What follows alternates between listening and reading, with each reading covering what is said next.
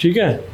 अब लोकसभा देखो, यहाँ समझो, लोकसभा का मतलब यहाँ पे क्या हुआ, 21 साल मिनिमम होना चाहिए लोकसभा की एंट्री के लिए। क्या होना चाहिए, आपका इलेक्टोरल लिस्ट में नाम होना चाहिए, वोटर लिस्ट में नाम होना चाहिए, ये तो बहुत इंपॉर्टेंट है। तो ये बोला है लोकसभा में एंट्री के लिए, ठीक है। तो आपको सिर्फ लिखना है क्या, लोकसभा में एंट्री के लिए जो क्वालिफिकेशन चाहिए वो इनके पास होना चाहिए, चाहे वो महिला हो या पुरुष हो। प्रपोजर्स और सेकेंडर्स, यानी पहले 50 वो कौन लोग होंगे जो चाहेंगे राष्ट्रपति बनना, और दूसरा फिर वो 50 कौन लोग होंगे जो चाहेंगे। तो उसको पहले 50 को प्रपोजर्स बोलते हैं, 50 को सेकेंडर्स बोलते हैं। समझ लो फिर से, राष्ट्रपति बनने के लिए ऐसे कोई एक्स व्यक्ति,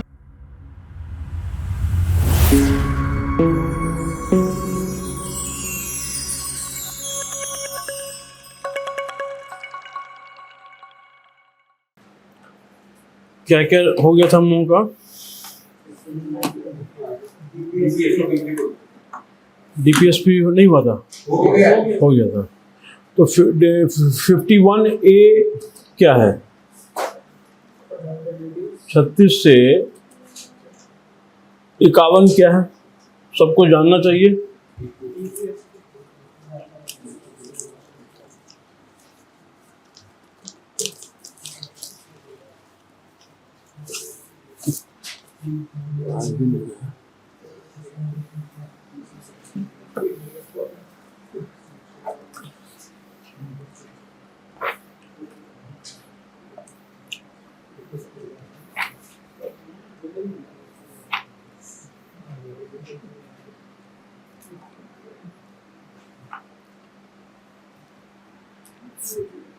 तो 51A क्या है, 51 तक तो पढ़ लिए थे ना। 51A क्या है, फंडामेंटल ड्यूटीज है। एफडी कहां से लिया गया हम लोगों ने, यूएसएसआर, रशियन कॉन्स्टिट्यूशन से। फंडामेंटल ड्यूटीज कब लिया, 1976 में, 1976 में। किस माध्यम से, 42nd कॉन्स्टिट्यूशनल अमेंडमेंट एक्ट से। कोई चेंजेस हुआ है fundamental duty, originally it was 10 in number. थोड़ा सा पॉइंट लिख लें एफडी पे, फंडामेंटल ड्यूटीज पे लिखिए, फटाफट लिखिए।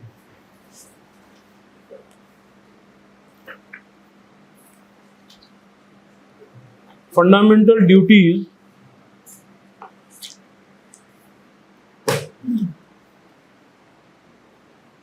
was incorporated,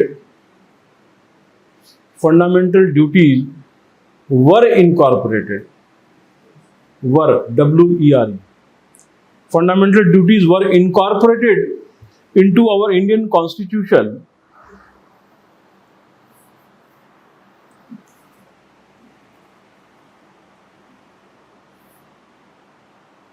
in 1976.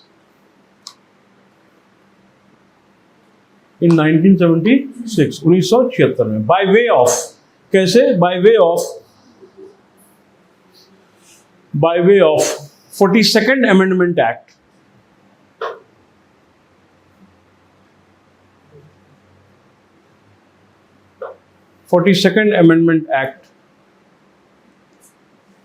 and on the recommendation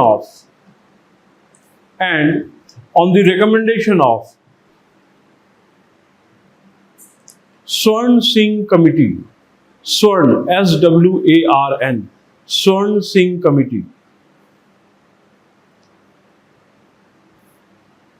Point number 2. These fundamental duties were inspired from the Constitution of USSR, that is Russia.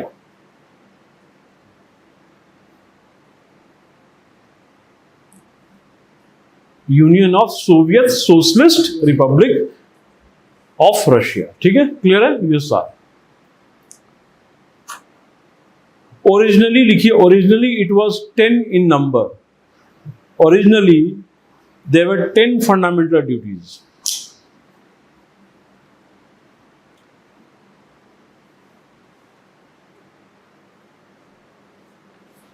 contained in part 5 part 4A of the Constitution, part 4A of the Constitution, under Article 51A,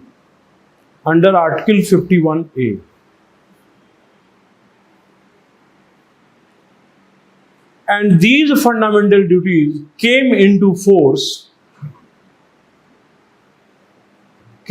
effect on 3rd of January 1977. 3rd of January 1977.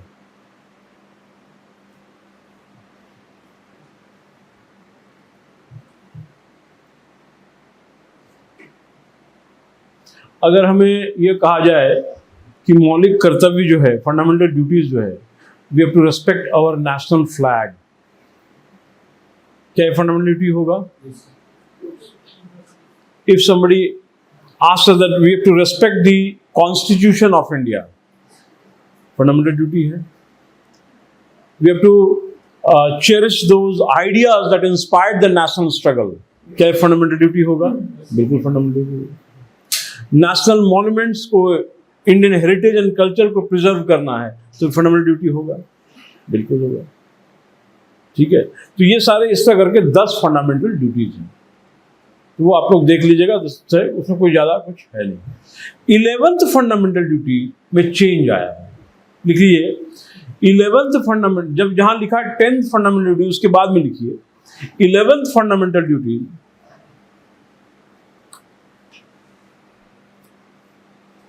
11th fundamental duty was added by way of 86th Constitutional Amendment Act 2002. 86th Constitutional Amendment Act 2002. Clear है? अब ये क्या था ये लिख लीजिए. The 11th fundamental duties stipulates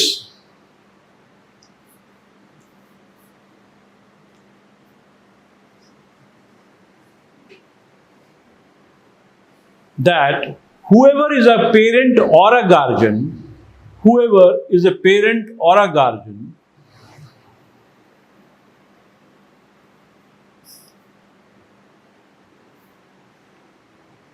to provide opportunity, comma देखिए लिखिए, to provide opportunity, बाद में लिखिए कॉमा के बाद, to provide opportunities IES for education to his child between 6 to 14 years of age. Between 6 to 14 years of age.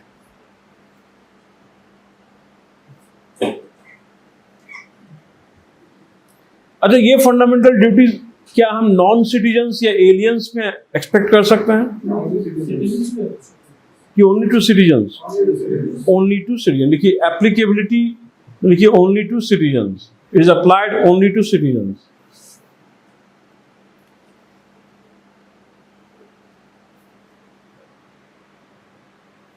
Are these enforceable and justiciable? No. लिखिए they are not justiciable and they are not enforceable.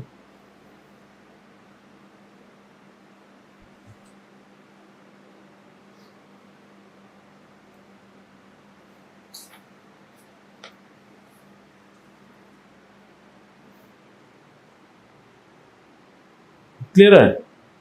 ये basic information clear हो गया about fundamental duties. अब इसका कुछ current में जो development हुआ उसमें लिखिए. Current developments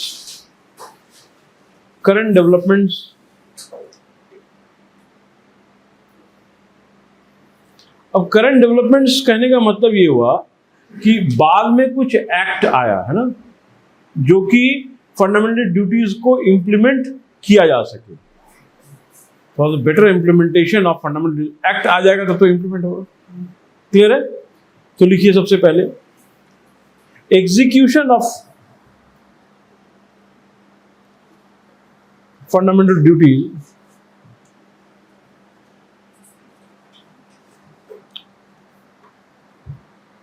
Verma committee, execution of fundamental duties को अंडरलाइन कीजिए, फिर लिखिए Verma committee headed by justice JS Verma.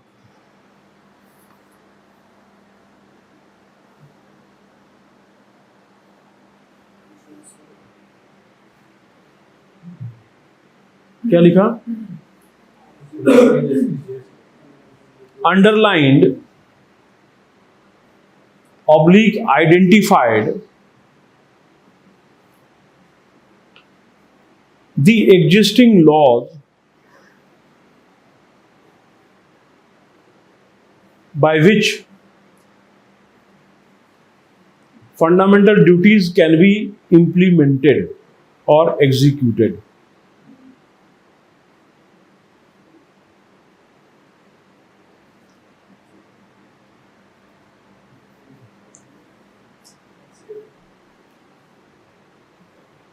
So you do Justice JS Verma, you actually justice. अब हम लोग क्या पढ़ रहे हैं इसमें? What we are studying? We are studying what are the different legislative enactments that proposes to implement and execute any or all of these fundamental duties. Clear है? उसमें सबसे पहले एक्ट लिखिए, The Protection of Civil Rights Act of 1955. Protection of Civil Rights Act of 1955. फिर second लिखिए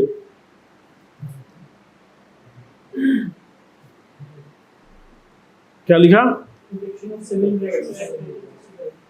फिर लिखिए the protection, second वाला, second point, the protection of, the prevention of, sorry, the prevention of insults, the prevention of insults, INSU, insults किसका? National honour, to national honours, 1971 act, the prevention of insults to national honours act 1971।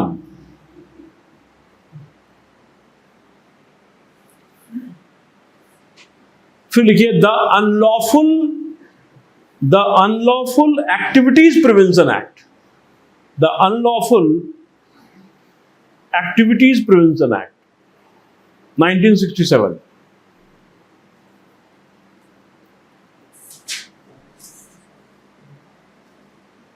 फिर लिखिए the RPS 1951, representation of peoples act 1951।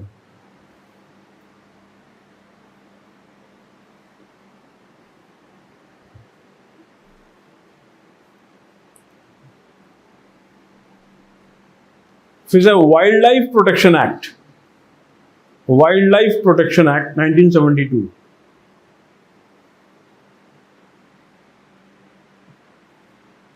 फिर the forest conservation act 1980।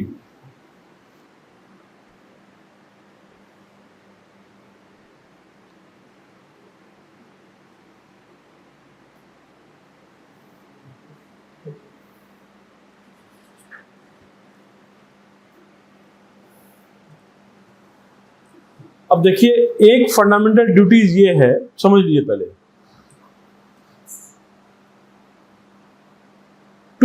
ध्यान सुनिएगा, to protect and improve the natural environment. पहले सुनो क्या लिखा हुआ है, to protect and improve the natural environment including forest, lakes, rivers, wild life and to have compassion for living creatures. मतलब समझ में आ गया कि वाइल्ड लाइफ को प्रोटेक्ट करना है, उनके प्रति हमें सद्भाव दिखाना है। तो उसको इंप्लीमेंट करने के लिए दो एक्ट आया, वाइल्ड लाइफ प्रोटेक्शन एक्ट जो अभी लिखा 72 में, और फॉरेस्ट कंजर्वेशन। अब वाइल्ड लाइफ प्रोटेक्शन एक्ट में क्या, कैसे, क्या जो रेयर और इंडेंजर्ड स्पेसीज हैं उनका ट्रेड इलिसिट कर दिया। हाँ, कौन? नहीं वो अलग है। शेड्यूल 1 एनिमल्स को लिस्ट किया जाता है। क्या? शेड्यूल 1 हाँ वो तो जो आप इसमें पढ़ेंगे डिजास्टर मैनेजमेंट और इन्वायरमेंट और ज्योग्राफी और पढ़ा दिया सर ने। हाँ तो वो इस तो वो वाइल्ड लाइफ प्रोटेक्शन एक्ट 1972 को इंप्लीमेंट किया गया, तो उससे हमारा वो फंडामेंटल ड्यूटीज इंप्लीमेंट हो जाता है। क्लियर है, समझ में आया? दूसरा है फॉरेस्ट कंजर्वेशन में illegal cutting of forest trees, तो हम लोग इस हैबिटेट को बचाए रखने के लिए, तो वो वाला भी हो गया पॉइंट। दो एक्ट, एक फंडामेंटल ड्यूटी जो मैंने बताया उसको। इसी तरह से खास करके जो पार्ट नॉन एनफोर्सेबल है, जो पार्ट नॉन जस्टिसेबल है, पार्लियामेंट में बाय लॉ, क्योंकि एग्जीक्यूटिव एक्शन होगा, ये पार्लियामेंट्री फॉर्म ऑफ गवर्नमेंट है जहां की एग्जीक्यूटिव रिस्पॉन्सिबल है लेजिस्लेचर को, तो स्टार्ट होता है कहां से? एग्जीक्यूटिव एक्शन से स्टार्ट होता है, और वो पार्लियामेंटेरियन जो है वो लॉ बनाते हैं और फिर उसको इंप्लीमेंट किया जाता है। क्लियर है? तो ये प्रक्रिया है, इस तरह से इसको इंप्लीमेंट करें। तो फंडामेंटल ड्यूटी एक बार देख लीजिए, फिर एक बार फिर और चीज लिखवाएंगे उन्हें, तो एफडी खत्म हो जाएगा।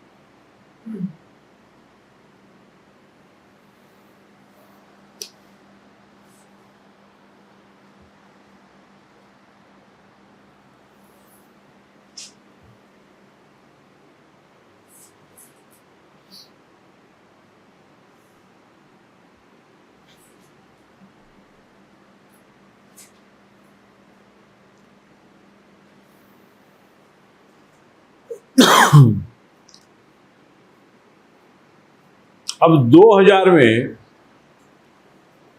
ईस्वी सन 2000 में एक नेशनल रिव्यू वर्किंग कमीशन बना, तो review the constitution of India, संविधान के ऊपर पुनर्अवलोकन, रिव्यू किया गया। एक नेशनल कमीशन बना, तो नेशनल कमीशन ने यह रिपोर्ट दिया कि वर्मा कमेटी का जो रिकमेंडेशन है should be implemented at the earliest, यानी वर्मा कमेटी की रिकमेंडेशन को वैलिड बताया किसने? National review commission on constitution, that was in 2008 है। वर्मा कमेटी जो है कौन सी ईयर में सबमिट हुई थी? 90s में था, 90s।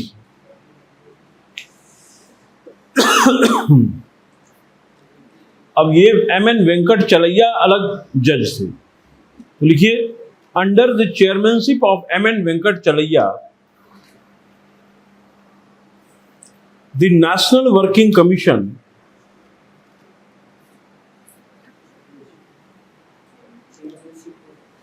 क्या लिखा? Under the chairmanship of MN Venkat चलैया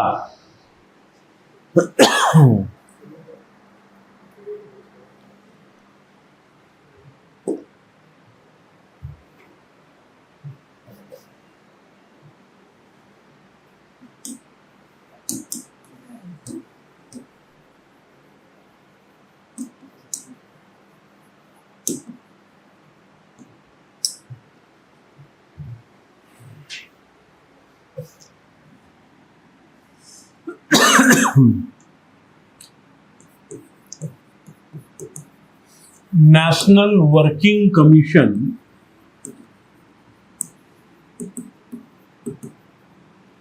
to review the Constitution.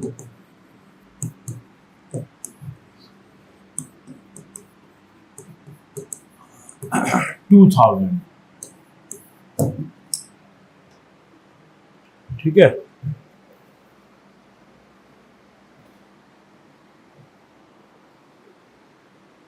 तो उसमें ये पहला पॉइंट ये था, the recommendation of the Verma committee should be implemented at the earliest. ये पॉइंट लिख लीजिए।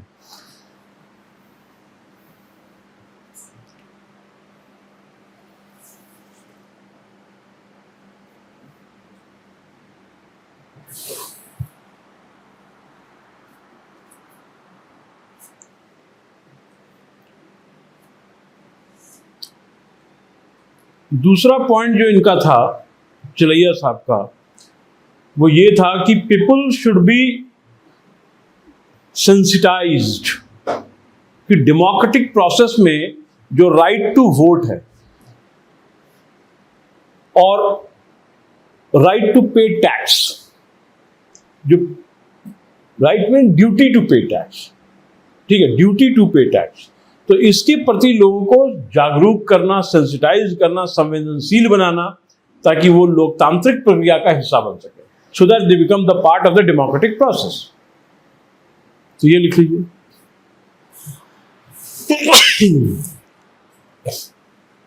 People should be sensitised about their duty to vote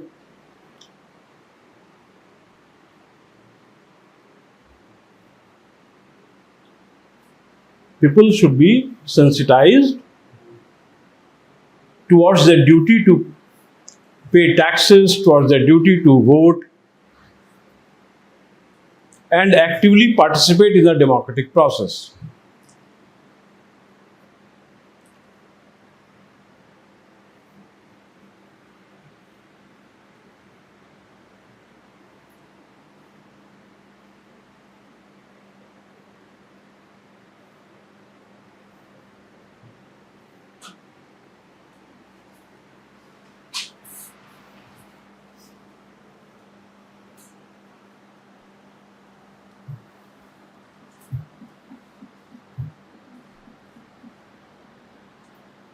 लिख लिया? ये दो वो इंपॉर्टेंट पॉइंट है। तो एक बार फंडामेंटल ड्यूटीज देख ली, खत्म हो गया। उसके हम लोग चलेंगे यूनियन एग्जीक्यूटिव। यूनियन एग्जीक्यूटिव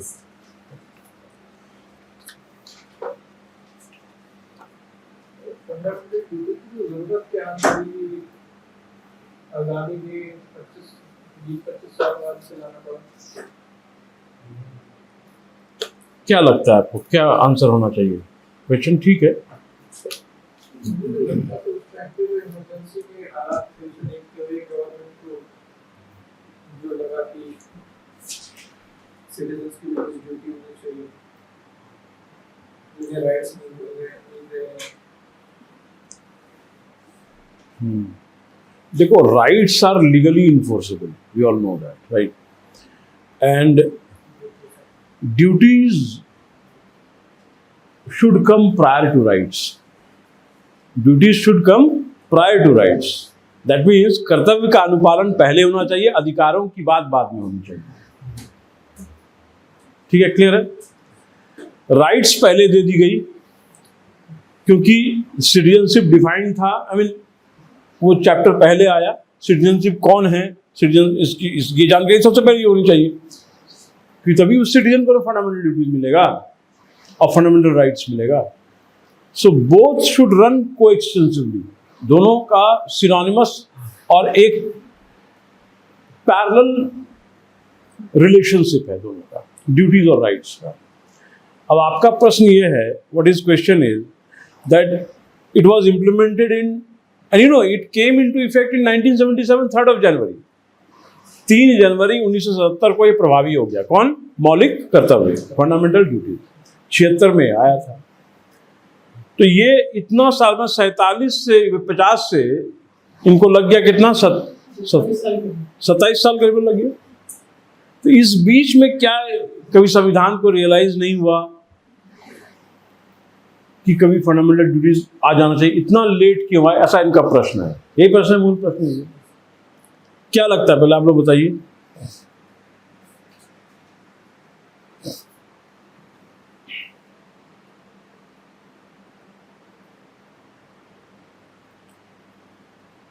बाबा साहब अम्बेडकर ने ये कहा था कि after ransacking more than 60 constitution of the world, we were able to develop the constitution of India, है ना।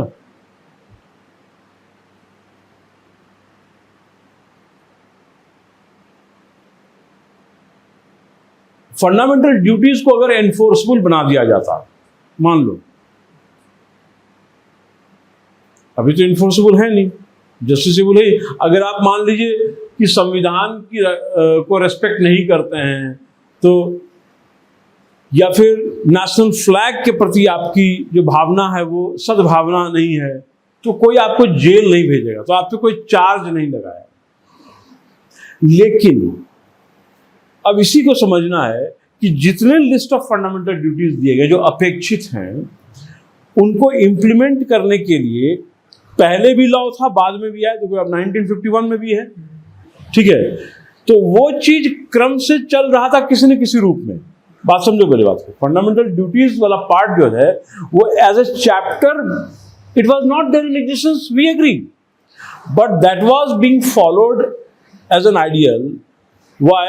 Because those were the days when people got easily inspired by the national struggle. वो शुरुआती दौर था। लोग जब changes आना शुरू हुआ, जब विरोध शुरू हुआ, तब लगा कि अब अधिकार कर्तव्य बगैर बोले में जब नहीं मानना, तो इसको संविधान में डालना होगा, धीरे धीरे इसको लीगली इन्फोर्सेबल बनाना होगा, ठीक है। तो शुरुआत में जो संविधान आया, उसके पहले आज़ादी की लड़ाई, तो उसमें लोग वो भावना वैसी थी, मोटिव एलिमेंट था वैसा, लेकिन बाद में ये बदलाव आया, चेंजेस आया।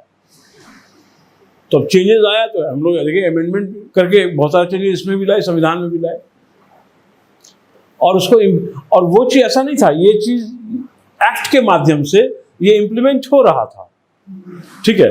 लेकिन अब क्या है कि अब ये सरकार के समक्ष ये बातें हैं, सिटीजन्स को भी जानना चाहिए कि हमारा फंडामेंटल ड्यूटीज क्या है। और ये हमारा अपना नहीं, ये हमने कहाँ से लिया?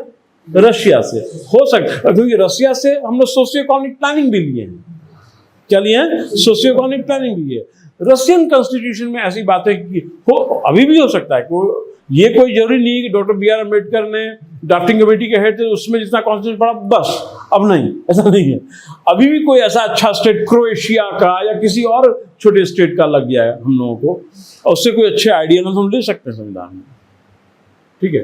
तो उसका आंसर यही होगा कि टिल इट वॉज इम्प्लीमेंटेड, जब तक ये उसका इम्प्लीमेंट नहीं हुआ, till it was implemented, the emotive element that concerned the fundamental duties was already in practice, and there was no conflict between the government and the citizen in relation to this.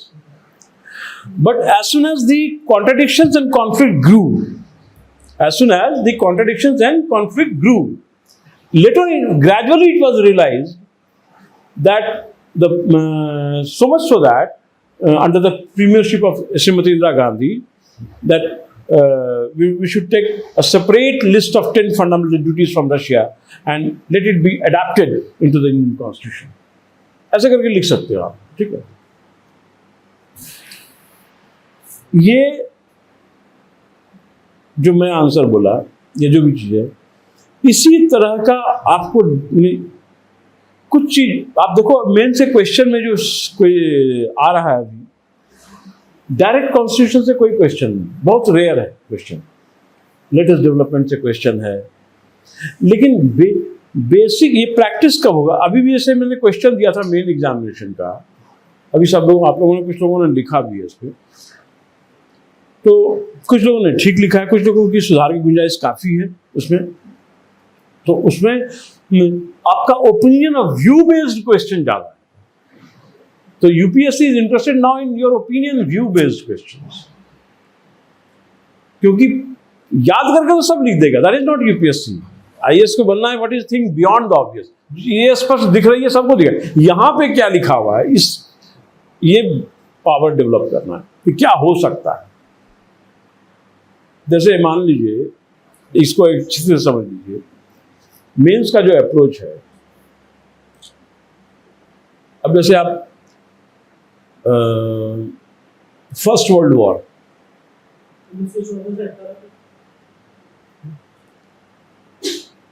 और second world war, 39 से 45। अब आप पढ़ के गए कि what was the reason for the occurrence of the first world war, effect, बहुत अच्छा से याद करके चलो। क्वेश्चन क्या आ गया मेंस में, हैड शी बीन दी और had you been the president of US during the first world war, what steps you would have taken to avoid the second world war. आप ये भी नहीं कर सकते हैं फर्स्ट वर्ल्ड नहीं है, आप ये भी नहीं कर सकते हैं सिलेबस से बाहर क्वेश्चन है, लेकिन जो मसाला आप तैयार करके गए थे वो काम नहीं आ रहा है। समझ में कि अगर आप राष्ट्रपति होते अमेरिका का फर्स्ट वर्ल्ड वॉर में, तो ऐसा क्या निर्णय लेते, सेकेंड वर्ल्ड वॉर होता ही नहीं। क्वेश्चन ये आ गया ना। तो अब देखिए यूपीएससी कैसे जज कर लिया, जज कर रही है, किस किस कैसे क्वेश्चन से अप्रोच क्या होना चाहिए। पढ़ाई का याद करने वाला अप्रोच नहीं होना चाहिए, फंडामेंटल। अब जैसे इनके मन में प्रश्न आया, विवेक कौतूहल और लोगों के मन में कुछ और भी चल रहा होगा, ये इसी चैप्टर से नहीं और भी चैप्टर से जो प्रश्न उठ सकता है। इसीलिए मैं आपको फर्स्ट, अगर आप पहले क्लास किए होंगे, मैंने ये बताया था आप लोगों को कि डेली 15 से 20 मिनट PYQ सिर्फ देखो, मेंस का, प्रीलिम्स का भी देखो, मेंस का भी देखो, सिर्फ देखना है उसको। वो सिर्फ समय 15 मिनट डेली सिर्फ निहारिए उसको, कितने खूबसूरत प्रश्न बनते हैं और क्या मेरे समझ में या मेरे अकल में या मेरी समझ में इस तरह के क्वेश्चन मैं बना सकता हूं कि नहीं। एक टॉपिक ले लीजिए जो आपका सबसे अच्छा टॉपिक है, कोई भी टॉपिक, जैसे मान लीजिए आप इकोनॉमिक डिप्रेशन पढ़ रहे हैं, इन्फ्लेशन बहुत अच्छा समझ लिया, या इक्लिप्स और टाइड्स बहुत अच्छा समझ लिया, ज्योग्राफिकल फेनोमेना पढ़ लिया, उससे संबंधित इन रिलेशन टू दैट आप पहले देखिए क्या क्या क्वेश्चन हो सकता है। देखिए कभी कभी आपका क्वेश्चन मेल कर जाएगा और उसके बाद देखते हैं पिछले 3 साल में इस तरह क्वेश्चन आया था, कैसा क्वेश्चन, तो कभी मिलान हो जाएगा, कभी कभी नहीं मिलेगा। तो उसके at least you are on that front runner step to think on those lines. ठीक है, तो ये अप्रोच आपको डेवलप करना है, ये इन रिलेशन टू पॉलिटी, सभी सब्जेक्ट में। ठीक है, चले हम लोग। Who is the head of the executive? Who is the head of the state? Executive head of the state. Executive head of the state बोला है is always the president of India. Executive head of the government. सरकार का मुखिया कौन है? Shri Narendra Damodar Das Modi, our honorable Prime Minister of India. ये चीज सबसे पहले क्लियर होनी चाहिए कि यूनियन एग्जीक्यूटिव जब भी हम लोग पढ़ें, तो यूनियन एग्जीक्यूटिव की जब हम बात कर रहे हैं तो यूनियन एग्जीक्यूटिव, इसमें कौन कौन आएंगे? सबसे पहले हेड ऑफ द स्टेट, इसके बाद that is president of India, head of the government, उसके बाद number prime minister of India, ये पहला।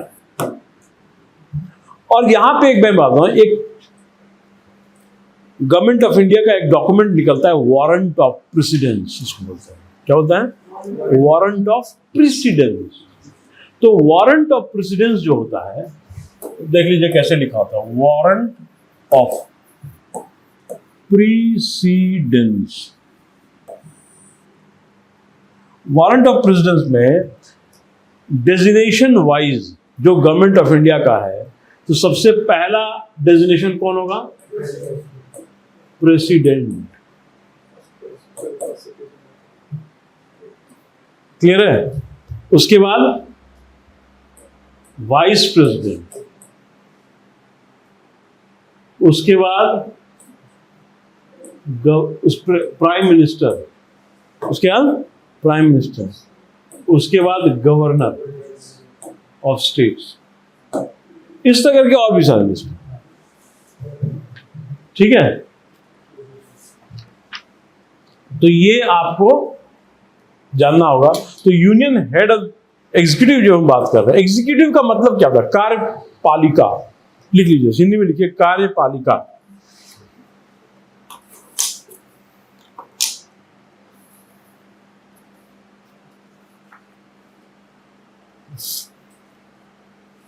अब कार्यपालिका, वन हु एग्जीक्यूट्स, लिखिए one who executes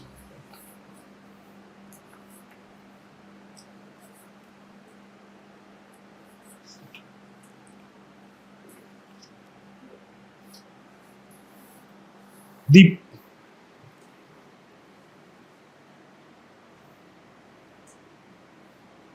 laws, policy decisions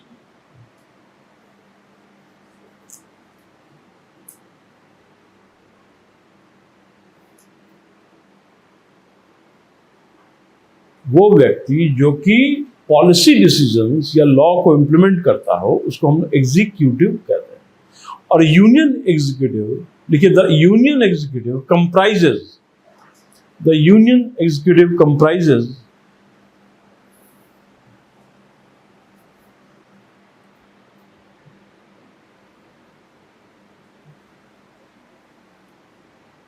the president of India,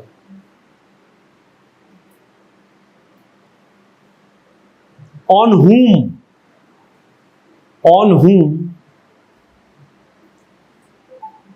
the entire executive power is vested, on whom the entire executive power is vested.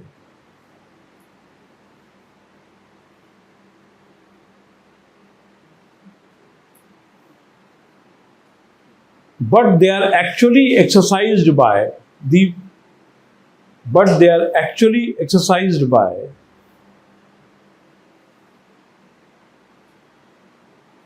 the Council of Ministers headed by the PM of India.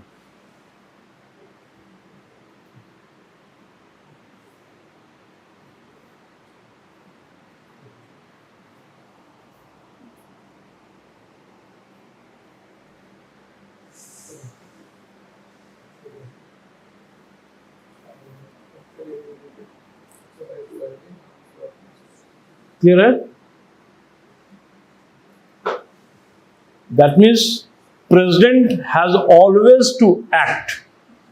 देखिए, the president has always to act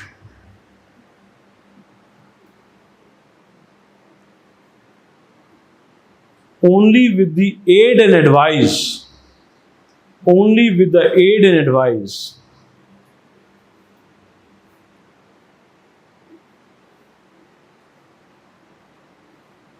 of the Council of Ministers headed by the PM.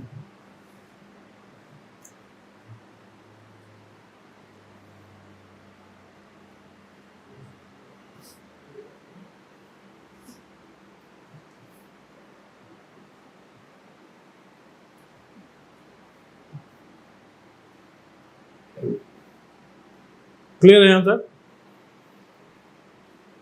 अब दो Latin word है,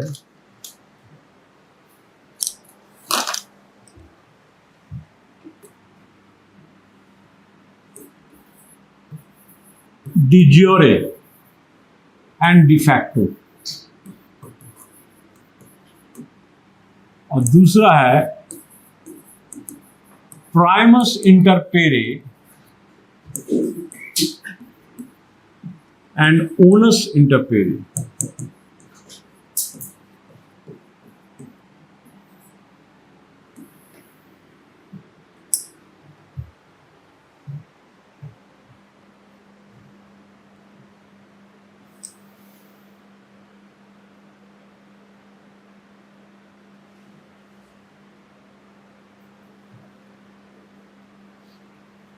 जब पहले की बात करते हैं, when we talk of the first one, de jure, that means by law. Who is the de jure head? Who is the de jure head? The President of India. By law, legal document में head कौन कर रहा है? India को कौन represent कर रहा है? इंडियन स्टेट को, प्रेसिडेंट ऑफ इंडिया। सारे एक्शंस उन्हीं के नाम पे लिए जाएंगे ना, ले कोई और अलग बात है, नाम किसका होगा? President of India. इसको बोलते हैं डिजोरे हेड। लिखिए डिजोरे हेड के बारे में पहले। In law,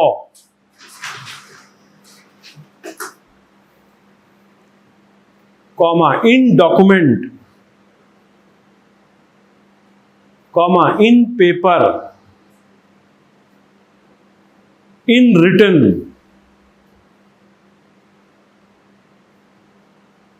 comma in black and white,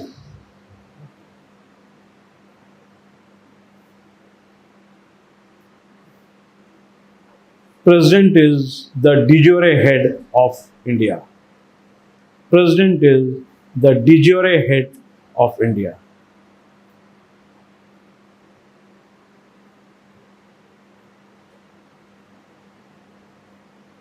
clear है?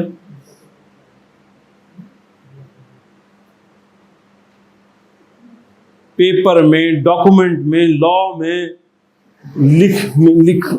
लिखने में कौन हेड है? President of India. Factual, fact, de facto, actually. अब क्या है ये तो पेपर पे है, अब एक्चुअल प्रैक्टिकल पर्पस से तो लिखिए अब डिफैक्टो के बारे में।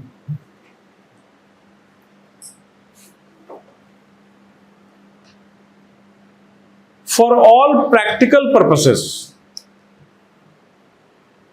for all practical purposes,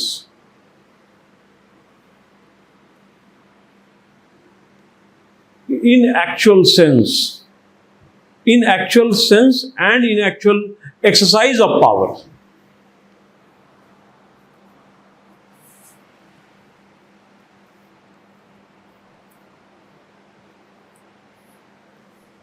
Prime Minister is the de facto head of India.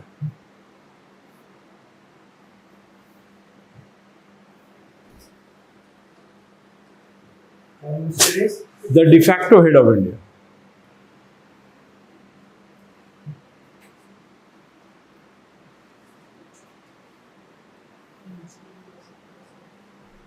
Easy है समझना? क्लियर है दोनों? आगे बढ़े? सबको क्लियर हो गया? एक बार पढ़ लीजिए, दो सेकंड में जल्दी पढ़िए फटाफट। हाँ बेटा बोलो। लिखावट में, रिटन को ब्लैक एंड व्हाइट में बोलते हैं, एक इडियम्स है, फ्रेज। वो बेहतर समझने के लिए आपके लिए मैंने रिटन है, डॉक्यूमेंट है, लीगल है, ब्लैक एंड व्हाइट में, ताकि समझ जब लिखेंगे तो नाम किसका आएगा? प्रेसिडेंट ऑफ इंडिया का।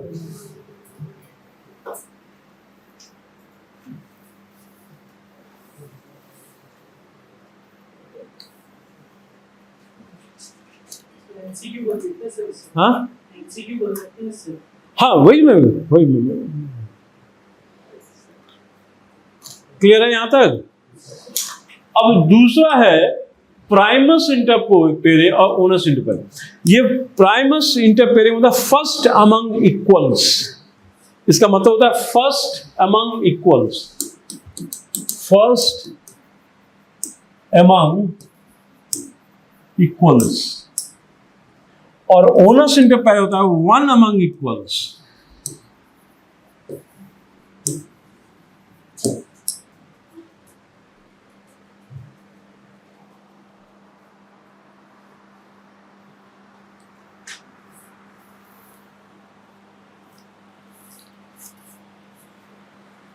अब इस संदर्भ में यहां पे कौन आएगा? प्रधानमंत्री आएंगे या राष्ट्रपति आएंगे?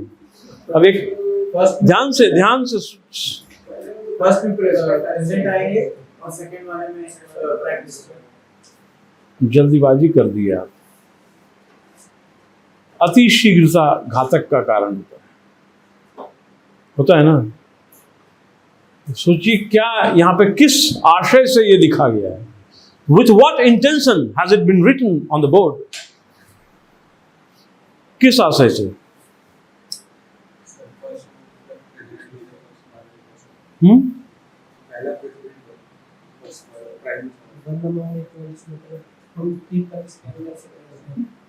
देखो यहाँ पे क्या है, प्रेसिडेंट का तो कोई कार्यकारिणी नहीं, वो तो सिंगल एंटिटी है ना। लेकिन वहां पे नोट में हमने क्या लिखा है कि president has to act as per the aid and advice of the council of minister headed by the PM of India, ये लिखा है ना हमने। तो काउंसिल ऑफ मिनिस्टर्स को हेड कौन कर रहा है? प्रधानमंत्री कर रहा है। ध्यान सुनो, प्रधानमंत्री कर रहा है।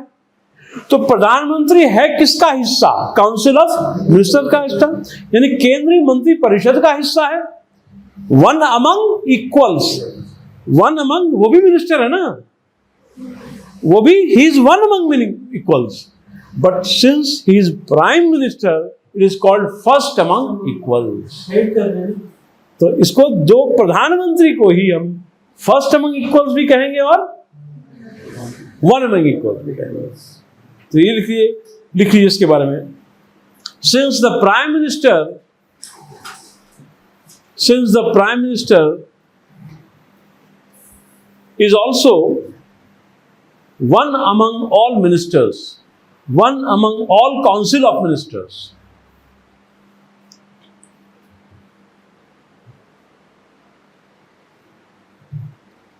He is called onus inter pares,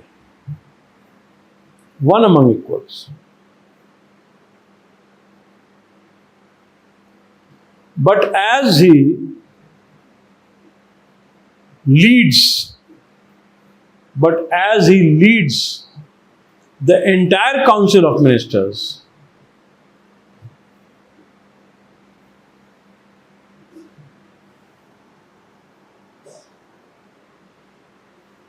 representing the mandate of the people of India,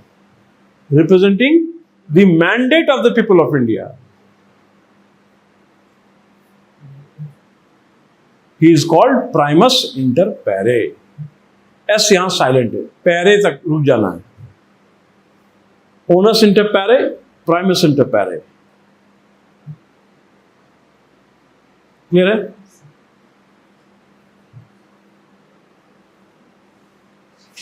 अब आपका जो यूनियन एग्जीक्यूटिव का जो आर्टिकल है वो कहां से कहां तक है? जैसे 36 से 51 क्या था? डीपीएसपी था।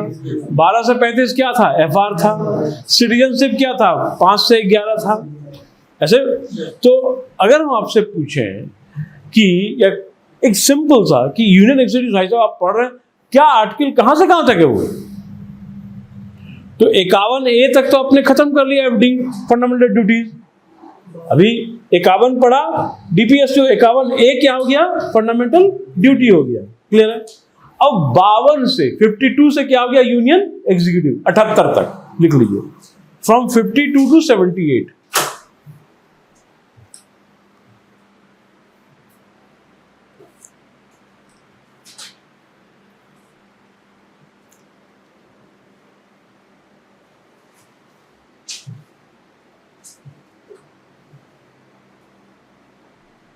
क्लियर है? अब हेडिंग दीजिए द प्रेसिडेंट ऑफ इंडिया। अब यूनियन एग्जीक्यूटिव की चर्चा के बाद हम लोग चल रहे हैं कहां पे? The president of India. सबसे पहला पॉइंट क्या होना चाहिए? देखें, अगर कोई आपसे पूछे इंटरव्यू में कि आपको लिखना है राष्ट्रपति महोदय के बारे में, महामहिम के बारे में, तो पहला पॉइंट जो आप लिखेंगे वो क्या होगा? आपने अपना पहला पॉइंट लिख के दिखाइए, तो मैं देखूं, चेक करूं जरा। पहला लाइन क्या होगा राष्ट्रपति के बारे में?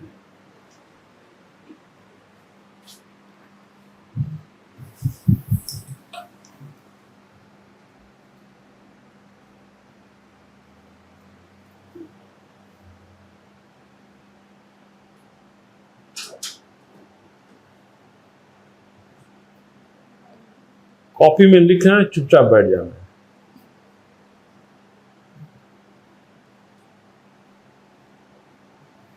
Time up.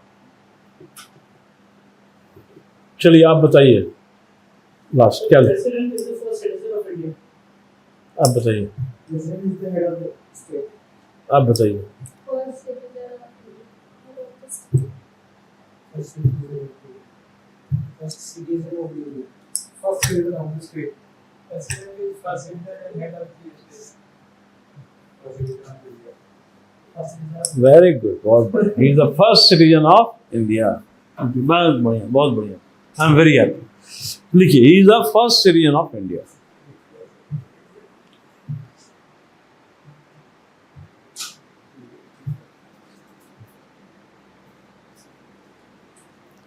अब वो अपॉइंटेड होते हैं या इलेक्टेड होते हैं? appointed of the आप बताओ। कोई नहीं, राव आप बताइए। अपॉइंटेड होते हैं। खूब शांत, जिनसे पूछा जाए अपॉइंटेड होते हैं। आप बताइए। अपॉइंटेड होते हैं। आप बताइए। अपॉइंटेड होते हैं। अपॉइंटेड होते हैं। अपॉइंटेड होते हैं। अपॉइंटेड होते हैं। He is not appointed. He is never appointed. क्या लिखेंगे इसमें? एक सब गलती है। पहले सब सही किया, मेरा मिजाज खुश हो गया, और सब एक साथ गलती कर दिया। He is never appoint. He appoints but he is never appointed. He appoints but he is never appointed. तो क्या हो जाएगा? He is no, he is indirectly elected. हाँ, वहां पे लिखिए he is indirectly elected. Second point लिखिए, he is indirectly elected.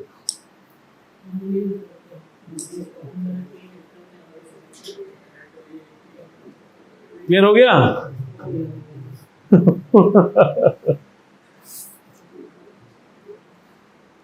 अब इलेक्शन, जो राष्ट्रपति का जो इलेक्शन है, सबसे पहले ये देखेंगे कि हम लोग ये पढ़ेंगे ही इज इनडायरेक्टली, बस यहाँ चुप, उससे आगे कुछ नहीं लिखा। ही इज इनडायरेक्टली, पहला क्या? ही is the first citizen of India. उसे क्या? ही इज इनडायरेक्टली इलेक्टेड। दूसरा पॉइंट, वहां चुप हो गया वो।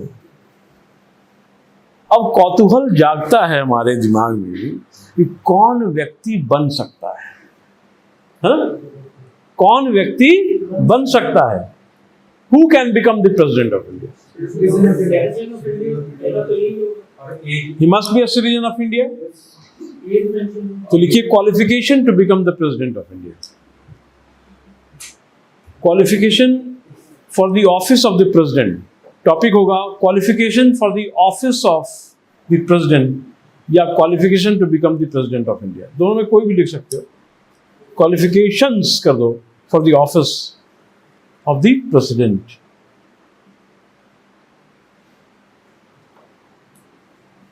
क्लियर है?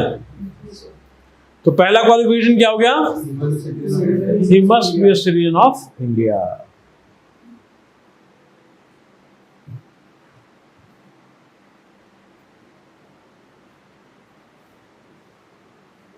भाई ही लिखोगे, शी भी लिखो। अभी तो शी भी लिखना होगा, द्रौपदी हैं, नहीं तो हल्ला मचा देंगी द्रौपदी,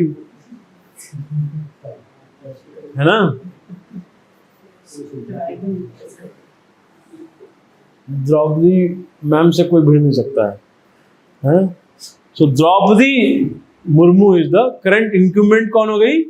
श्रीमती द्रौपदी मुर्मू। ठीक है, वो तो कह दिया एक बार। अब सेकेंड, ही और शी दोनों लिखेंगे। सेकेंड क्या हुआ? he or she must have completed 35 years of age. He or she must have completed 35 years of age.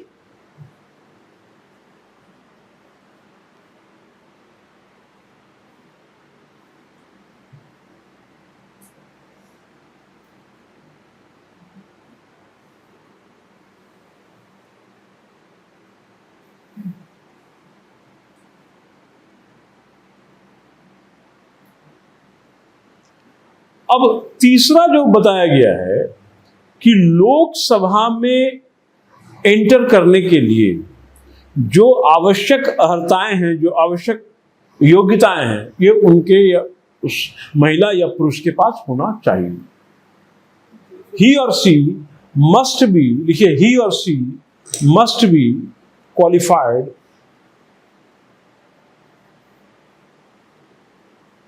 To be elected as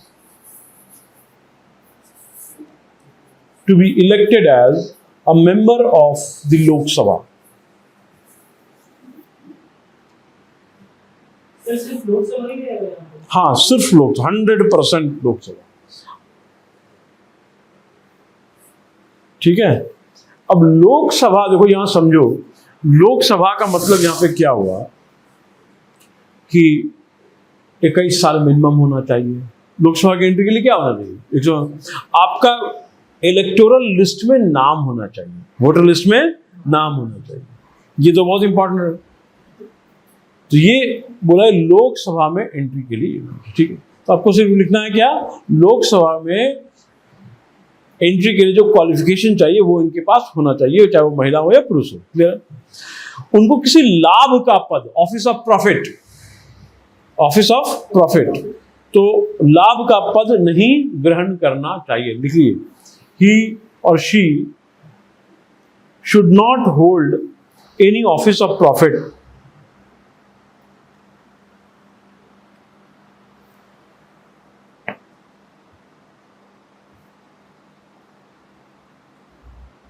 clear है? He or she should not hold any office of profit either under government of India or under government of state.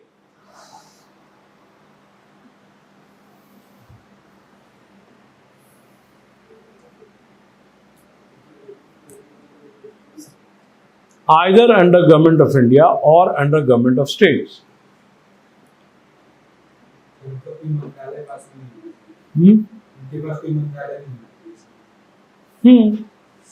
जैसे मान लो कि president of India, vice president of India, office of president में कौन कौन आएगा लिख लीजिए। कौन कौन नहीं है ये पहले, क्योंकि ये सब चीज कौन कौन सा नहीं है। तो president of India is not an office of profit, लिखिए। Vice president, comma the governor,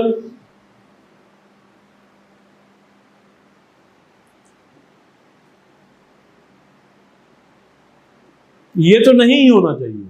और जैसा कि आपने बताया, कोई भी मिनिस्टर आइदर अंडर यूनियन और स्टेट नहीं होना चाहिए। ये अगर हैं, सॉरी, ये अगर हैं तो ये लाभ का पद नहीं माना जाएगा, ये कहने का मतलब। Either if you are a minister and you want to become the president of India, ऐसा आप क्या हैं, मंत्री हैं, और आप राष्ट्रपति बनने योग्य हैं या नहीं, अब ये बताओ। बिल्कुल बन सकते हैं, क्योंकि these are not the house of profit, इसलिए इनको बार्ड किया गया है।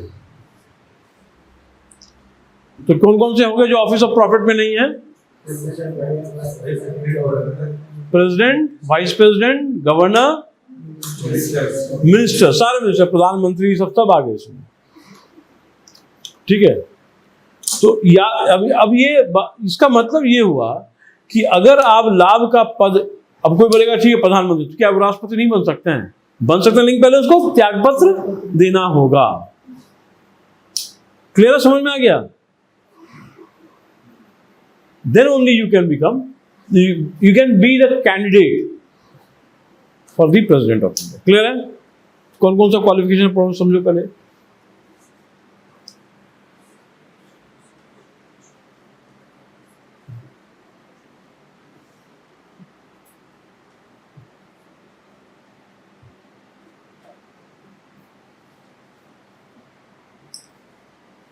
पहला 3 क्लियर हो गया। कौन कौन सा? नागरिक होना चाहिए, भारत का नागरिक हो गया। दूसरा क्या हो गया? 35 साल का उम्र पूरी कर ली उन्होंने, अवस्था पूरी कर, उसके बाद और नेक्स्ट उसके बाद लाभ का पद। 5वां बड़ा इंपॉर्टेंट है, देखो समझ लो पहले से। जब भी कोई उम्मीदवार बनता है राष्ट्रपति का, तो उनको वोट करने वाला 50 इलेक्टर वो बनते हैं प्रपोजर्स और सेकेंडर्स। यानी पहले 50 वो कौन लोग होंगे जो चाहेंगे राष्ट्रपति बनना, और दूसरा फिर वो 50 कौन लोग होंगे जो चाहेंगे। तो उसको पहले 50 को प्रपोजर्स बोलते हैं, दूसरे 50 को सेकेंडर्स बोलते हैं। समझ लो फिर से। राष्ट्रपति बनने के लिए, ऐसे कोई एक्स व्यक्ति है, तो उसके पीछे व्यक्ति तो होगा कि चाहता है ये बने। इलेक्शन तो होगा, वो प्रक्रिया बाद में होगा, लेकिन in addition to that election जो वोटर हैं वो 50 कौन सा है जो चाह रहे हैं और 50 कौन सा है जो उसके बाद चाह रहे हैं। तो पहले 50 वाले को क्या बोलेंगे, प्रपोजर्स, और दूसरे को सेकंड, यानी उसको वाह कर दिया, हाँ ठीक है, ओके, क्लियर है, प्रपोजर्स एंड सेकेंडर्स। तो लिखिए, he must have the support of, he or she must have the support of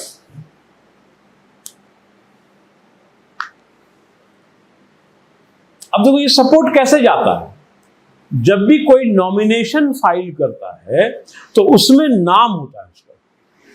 जब उसमें कोई नॉमिनेशन फाइल होता है तो उसमें list, first 50 proposal, first second seconders, first 50 proposal, second 50 seconders, वो नॉमिनेशन प्रक्रिया का पार्ट है क्वालिफिकेशन, लेकिन during nomination, when file for the nomination. Clear है, समझ में आ गया? क्या लिखा? Support of 50 proposers and 50 seconders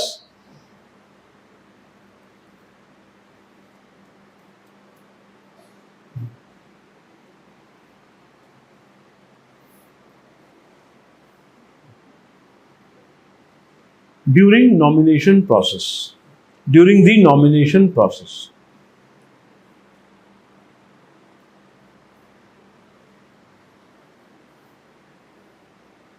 sir तो ये प्रपोजर्स और सेकेंडर्स होती क्या है, मतलब कौन है? इलेक्टर्स, जो इनके इलेक्टर्स होंगे, इनके इलेक्टर्स कौन होंगे? इनडायरेक्टली इलेक्टर्स एमपी एमएलए होंगे ना, तो उनमें से, हाँ लोकसभा और राज्यसभा के मेंबर्स होंगे, हाँ इलेक्टेड मेंबर्स, आम जनता नहीं होगा, आम जनता नहीं है, ये कौन है? इनडायरेक्टली इलेक्टेड है, तो कौन इसके, इनके वोटर कौन बनेंगे? Elected members of parliament, I mean Lok Sabha and legislative assembly. समझ में आएगा?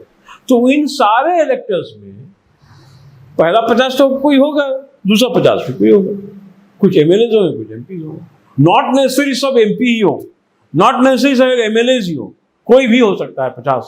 क्लियर है, समझ में आ गया? डन?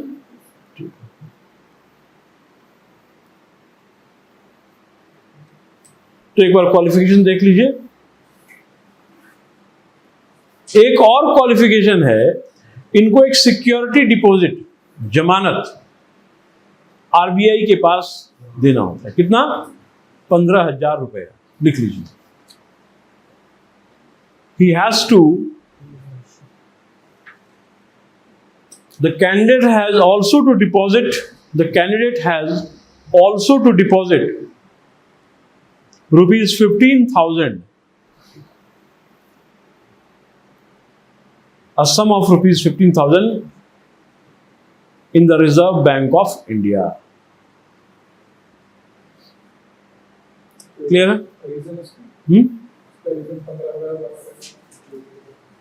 ये जब आप, कभी कभी क्या होता है कि जो इलेक्शन प्रोसेस में जो वोट आप एक्सपेक्ट कर रहे हैं, वो वोट अगर 1/3 आप नहीं अर्जित कर, 1/3 ऑफ द एक्सपेक्टेशन, तो वो जमानत जब्त हो जाता है। क्लियर है? This with MPs also. Clear है? कितने हो गए इसके क्वालिफिकेशन?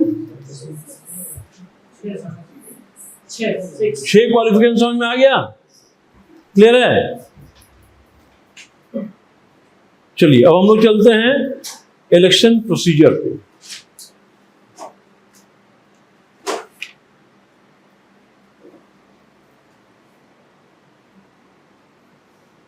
प्रोसेस क्या है?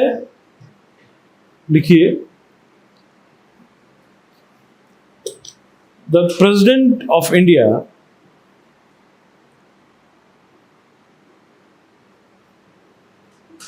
is elected by an electoral college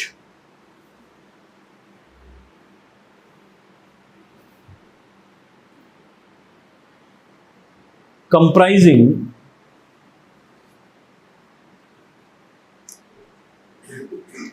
elected members of parliament, all elected members of parliament,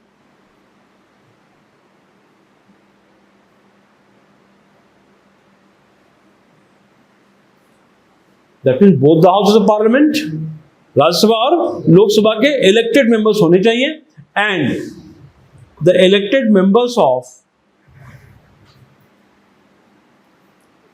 legislative assemblies of states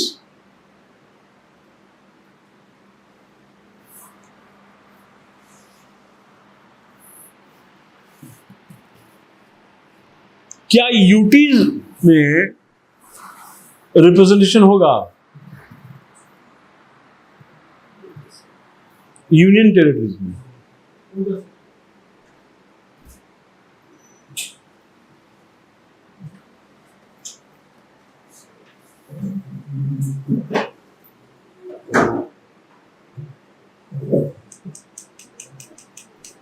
क्या लगता है? What appears to you?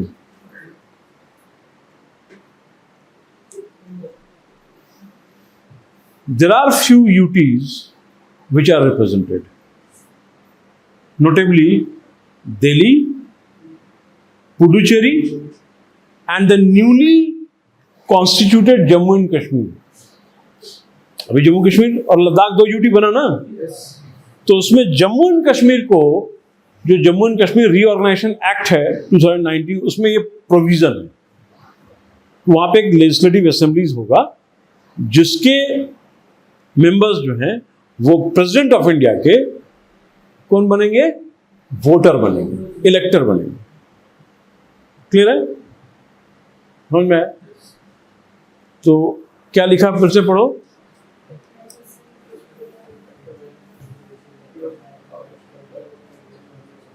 First will be all elected members of both the houses of parliament.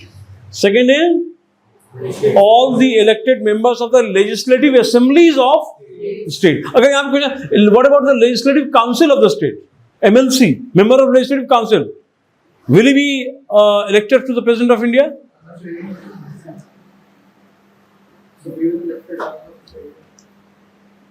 कभी नहीं होगा। क्यों नहीं होगा? क्यों नहीं होगा? वहां पे क्या है? लेजिस्लेटिव असेंबलीज लिखा है, लेजिस्लेटिव काउंसिल नहीं लिखा है। अब ध्यान से पढ़ो, उसमें विधान परिषद नहीं है, वो क्या है? विधानसभाओं के है। तो विधानसभाओं के सदस्य क्या कहलाएंगे? एमएलएज कहलाएंगे ना, एमएलसी तो होगा नहीं। जितनी भी सभाएं हैं, राज्यसभा, विधानसभा, नहीं सभा जितनी 3 है ना, राज्यसभा तो पार्लियामेंट के साथ, we are talking about state. हाँ, तो सभा है ना, तो हाँ, तो राज्यसभा वो राज्यों की, वो तो ऊपर हो गया, तो यूनियन में आ गया। हाँ, यूनियन में आ गया। यहाँ स्टेट की बात, स्टेट में 2 है, 3 नहीं है। 2 है। हाँ, कौन कौन है? और एक आपकी विधान परिषद है। यहाँ सभा की बात, यहाँ सभा की बात हो रही है। तो विधान परिषद के जो पार्षद होंगे, क्या वो उम्मीदवार होंगे? आई मीन जो वोटर होंगे वो नहीं होंगे। सभा की बात है। यहाँ सभा की बात हो रही है। और वो भी कैसे? Elected members, nominated members are not allowed. Here we are talking only of निर्वाचित सदस्य हैं, वो मनोनीत नहीं है। क्या है? निर्वाचित। तो संसद के दोनों सदनों के निर्वाचित सदस्य की बात है। All elected members of the both the houses of parliament, point number 1। Point number 2, all elected members of the state legislative of the state, different state legislative. हो गया? क्लियर है? उसके बाद यूटी पे हम लोग बात कर रहे थे। यूटी में कौन कौन से आ जाएंगे? दिल्ली, पुडुचेरी एंड जम्मू कश्मीर। ये लिख लीजिए पूरा।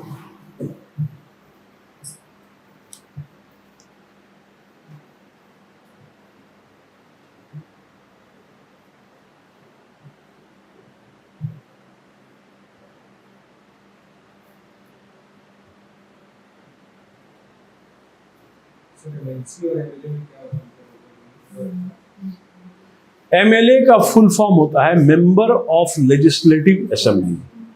एमएलसी का फॉर्म होता है member of legislative council. Clear है? स्टेट में जैसे बिहार में है, यूपी में है, महाराष्ट्र में है, कर्नाटक में है, तेलंगाना में, सब 2 सदन प्रणाली, बाइकैमरलिज्म है ना। There we have bicameralism.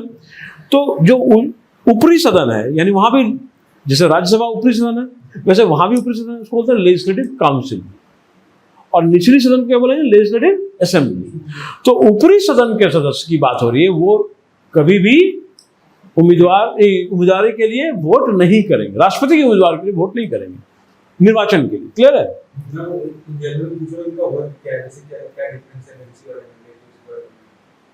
कैसे इलेक्शन होता है? इलेक्शन में क्या वर्क, जैसे एमएलए को वोटिंग से हो जाता है, मतलब वोट इलेक्ट करना पड़ता है, हमें जाकर हम वोट करते हैं, एमएलसी को नॉमिनेट होते हैं। नहीं, एमएलसी आर इनडायरेक्टली इलेक्टेड, कुछ नॉमिनेट भी होते हैं और कुछ क्या है, इनडायरेक्टली इलेक्टेड। उनका प्रक्रिया जटिल है, ठीक है।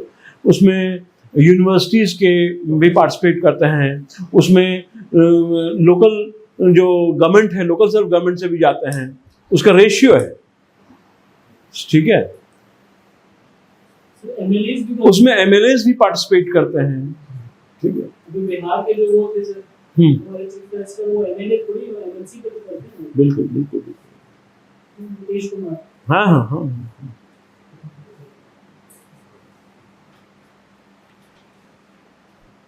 क्लियर है?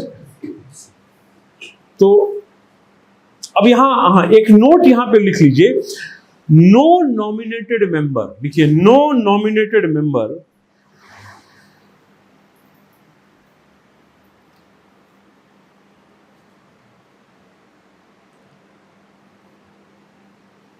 will participate in the election of the President of India.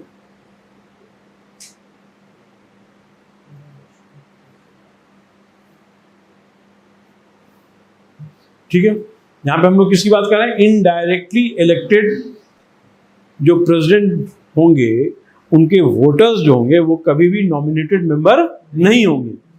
All elected members, वो इलेक्शन चाहे वोटर का डायरेक्ट हो या इनडायरेक्ट हो, ठीक है। किसमें?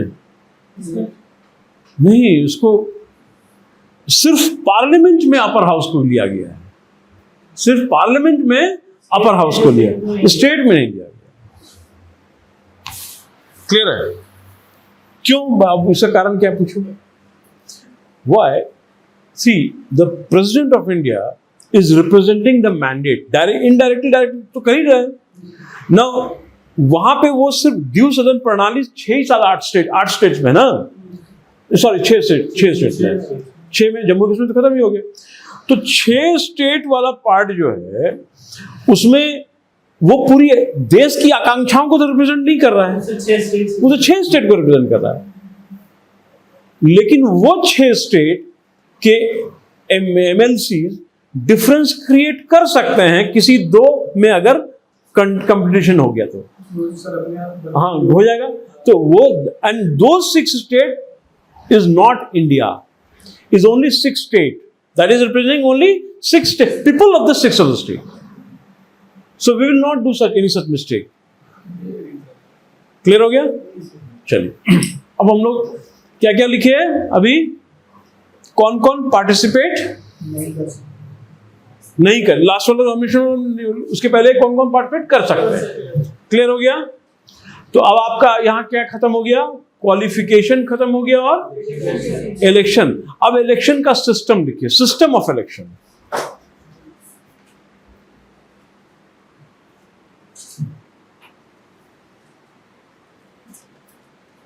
The system of election for the President of India, the system of election for the President of India will be proportional representation,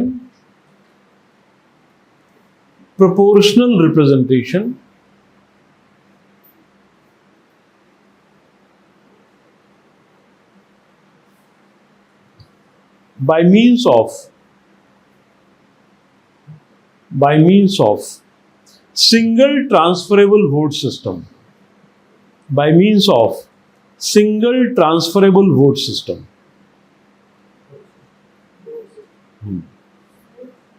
proportional representation लिखा, PR लिख दिया। अब देखो यहां पे PR को कहते हैं प्रोपोर्शनल।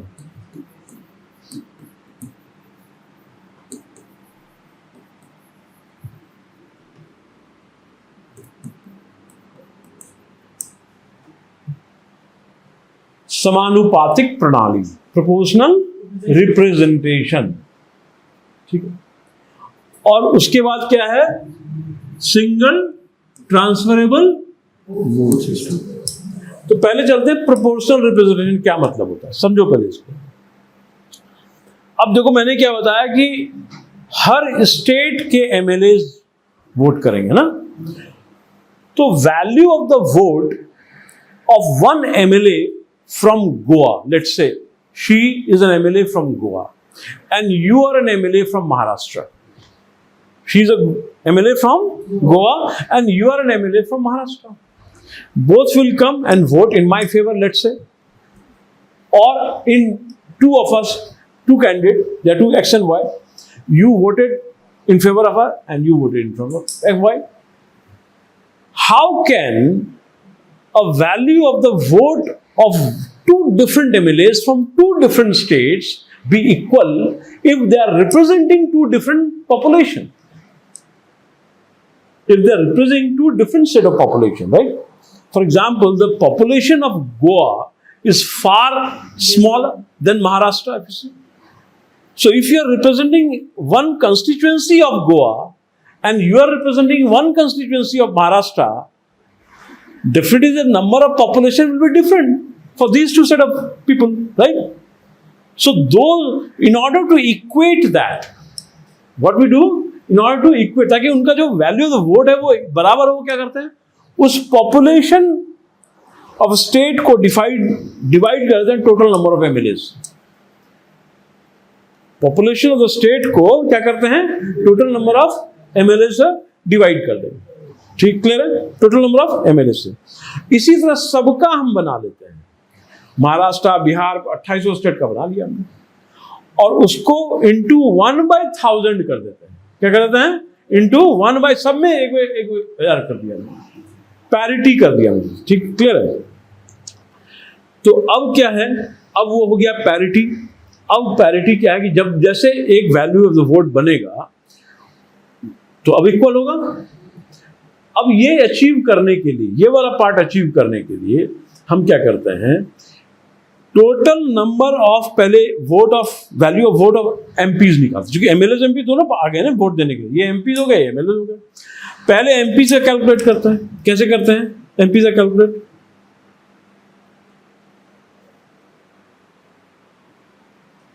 बताओ, कुछ आइडिया? हाँ,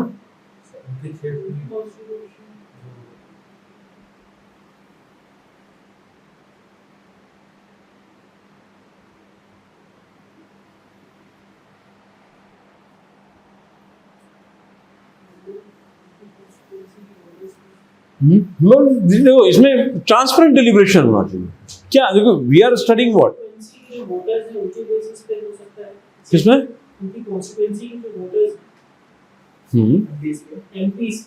MPs, ठीक है, और क्या क्राइटेरिया हो सकता है,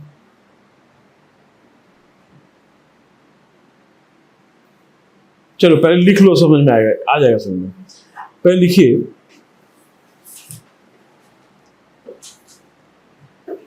when the population of the state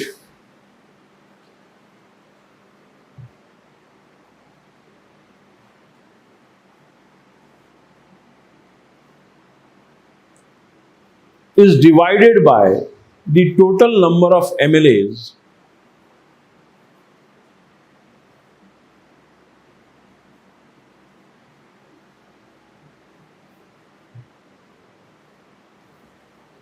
clear है?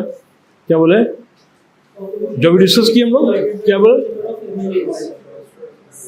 अभी सभी स्टेट का निकाल लिए हम लोग, अलग अलग स्टेट करके, बिहार, यूपी, उसको जोड़ दिया, समेशन हो गया, क्लियर हुआ, उसको जोड़ दिया। अब हम क्या कर रहे हैं अभी?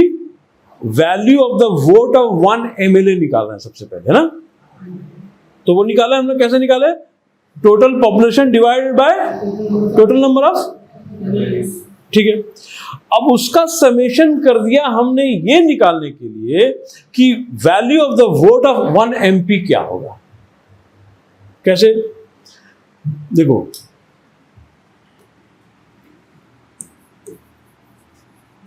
Value of vote of 1 MP is equal to summation of all the value of votes of all MLAs of all the states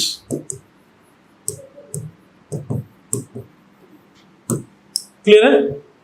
value of the votes of all MLAs of all states divided by, अब इसको divide कर देंगे, ये numerator में आ गया, ये किस में आ गया? न्यूमरेटर समझते हैं ना, न्यूमरेटर में। अब divided by total number of MPs, divided by total number of member of parliament, लिख लीजिए।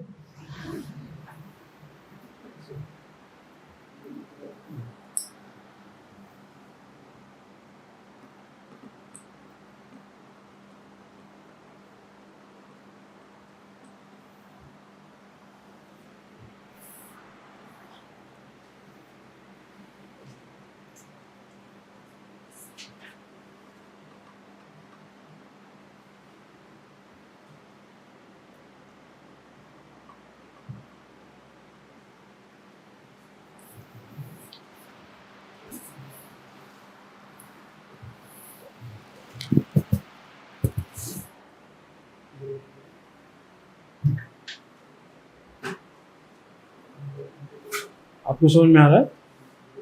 क्लियर है आपको? अब यहां पे देखो, मैंने ये लिख लिया, पहले सभी लोगों ने लिख लिया। ये हम लोग क्या निकाले अभी? 1 MP, यानी ये MP है, ये MLA, ये जाएंगे वोट करने के लिए। तो ये जो निकला वो एक बार इलेक्ट्रॉनिक वोटिंग मशीन में दबाएंगे तो उतना वैल्यू ट्रांसफर हो गया। क्लियर है? अब यहां पे इसको पैरिटी करने के लिए मैंने क्या बोला था? Goa can not be compared with Maharashtra. तो जिसमें हम MLA की वैल्यू ऑफ द वोट निकाल रहे हैं, जब हम MLA का वैल्यू, वोट का वैल्यू कैसे निकाले? Total population of that state divided by total number of MLAs from that state into 1/1000, वो कर दिया। तो वो क्या बन गया? Total value of vote of MLAs of 1 state. Clear है?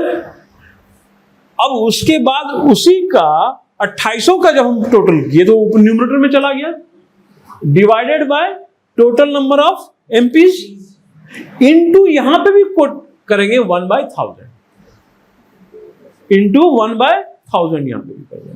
क्लियर है? दोनों में पैरिटी करने के लिए क्या करेंगे? इनटू 1/1000, पहले वाले में भी इक्वेशन में भी और सेकंड वाले इक्वेशन में। जब MLA का निकाल रहे हैं वोट तो वहां पे भी इनटू 1/1000 किया।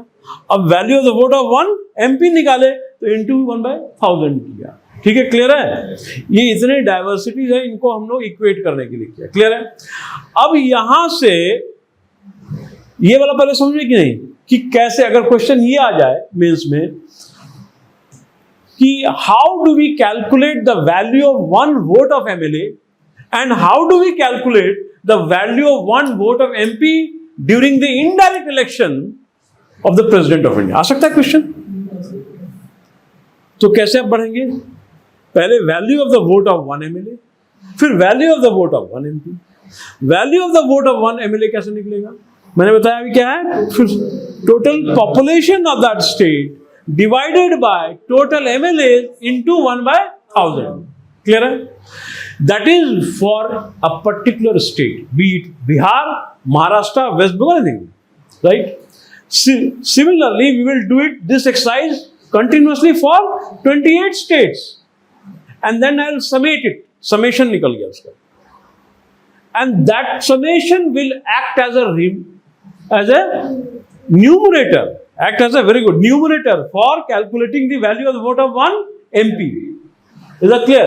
Yes. and in likewise we did in value calculating the vote of one MLA, we multiplied it by fraction of 1 by 1000. We will also multiply the fraction of 1 by 1000 here also. In the case of, is that clear? In both the equation, when we multiply with the fraction of 1 by 1000, it means what? It means what? It means we have achieved parity in terms of the valuation of the vote of one MLA and one MP. Is that clear? Now, next step. ये तो हो गया value of the vote हमने calculate किया, we did calculated for MLA and MP. ठीक है. अब आए दिन आया, समय आ गया, इलेक्शन कमीशन ने नोटिफाई किया, अब आगे ये भी आ रहा, इधर से भी आ रहा है, इधर से भी आ रहा है करके. अब दो कैंडिडेट हैं, यशवंत सिन्हा और द्रौपदी मुर्मू. क्लियर? तो दो कैंडिडेट है, इसमें एक चुनाएगा ना, कोई एक ही चुना जाएगा. तो अब क्या है कि इसमें कोटा सिस्टम लगता है. क्या लगता है? Quota system. इसको बोलते हैं एफपीटीपी. क्या कहते हैं कोटा सिस्टम को? FPTP, first past the post system.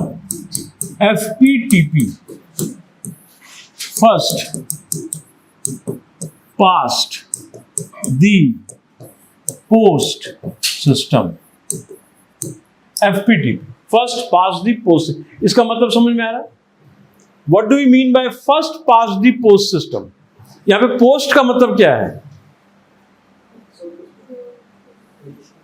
नहीं, ये प्रेसिडेंट का पोस्ट नहीं है. First pass the post system. हम लोग क्या पढ़ रहे हैं? Presidential election. Presidential election. और सिस्टम क्या बोलता है? पीआर और एसटीवी. हमने पीआर समझ लिया. प्रोपोर्शनल रिप्रेजेंटेशन क्या हुआ? प्रोपोर्शनल रिप्रेजेंटेशन क्या? समानुपातिक प्रणाली क्या हुआ? हम समानुपात कर रहे हैं ना, इंटू 1 by 1000 से क्या किया? अनुपात को समानुपात किया, इंटू 1 by 1000 करके. समानुपातिक प्रणाली. तो ये समझ में आ गया. अब सिंगल ट्रांसफरेबल वोट सिस्टम, चाहे एमएलए हो या एमपी हो, आपके माध्यम, आप अगर दे दी कि द्रौपदी, ये बोल दिया यशवंत सिन्हा, हो सकता है दोनों.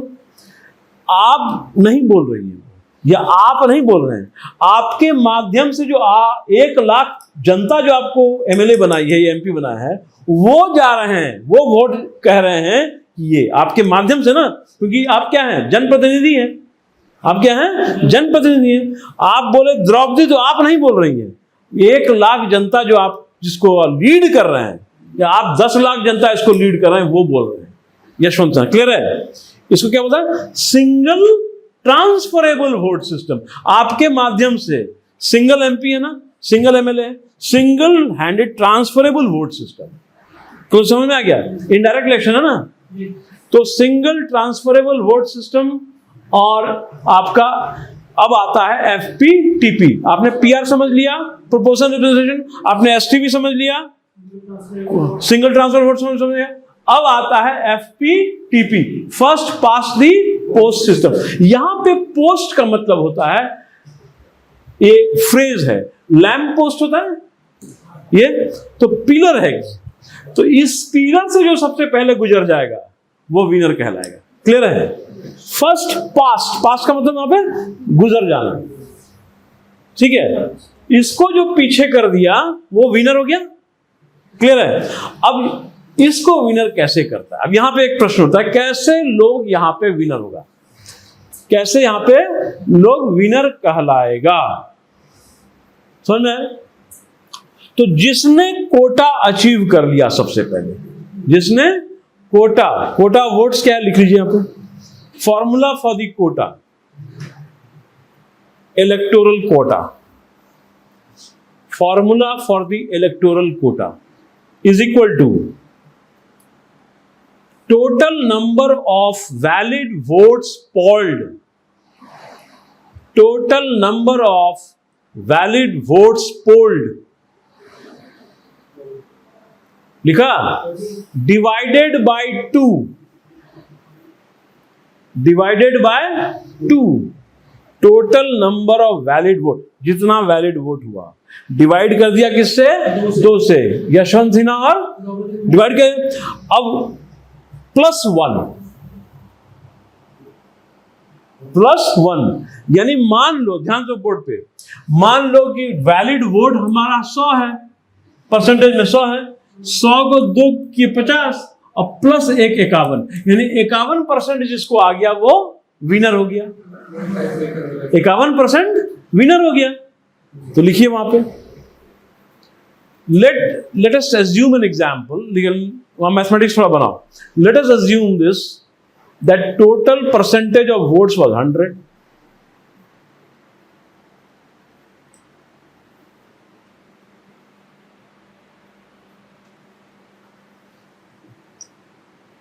Total number of candidates to हाँ 2, अब +1 कर दीजिए।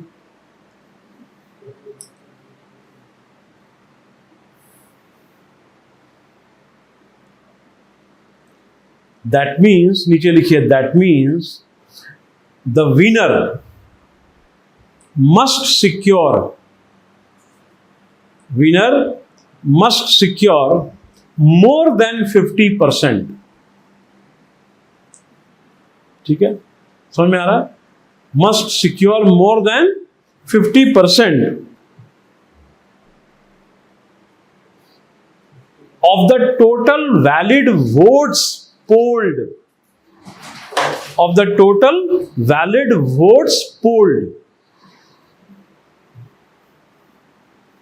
क्लियर है? यहां तक क्लियर हो गया सभी को?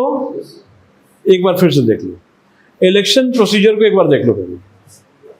सर अगर यहाँ पे टोटल नंबर ऑफ कैंडिडेट 2 से ज्यादा होते हैं, अगर 2 से, उसमें क्या होता है, जो आप जब फर्स्ट प्रेफरेंस वोट डाल रहे होते हैं, सेकंड प्रेफरेंस वोट डाल रहे होते हैं, थर्ड प्रेफरेंस वोट डाल रहे हैं, तो अब मान लीजिए यहां पे 3 कैंडिडेट हैं,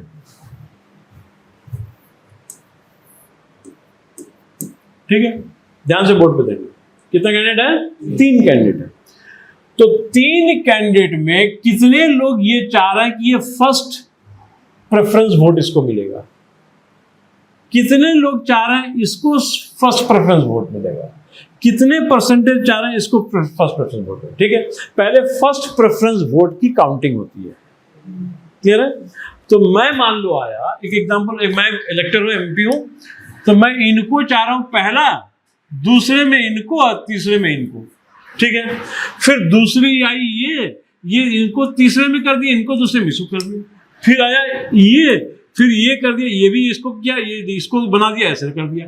तो क्या देखे हम कि ये वाले कैंडिडेट को 2 आदमी है, 3 में से 2 आदमी ये चाह रहा है कि ये पहले प्रेसिडेंट बने, तो 3 में से 2 कितना परसेंट हुआ?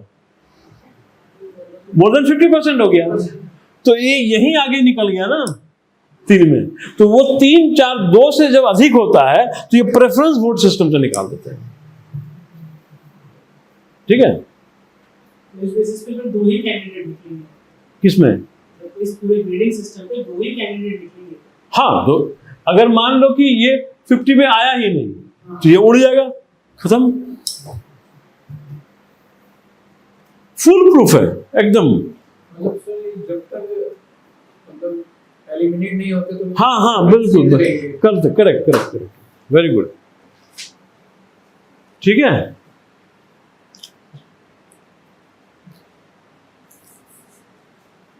ये बड़ा इंपॉर्टेंट है, और ये इलेक्शन प्रोसीजर समझ में आ गया ना, क्या क्या चीज। अब इसको एक बार और पढ़ लो, इसमें एक क्वेश्चन में दूंगा अभी, अब मैं क्वेश्चन पूछूंगा, फटाफट पढ़िए।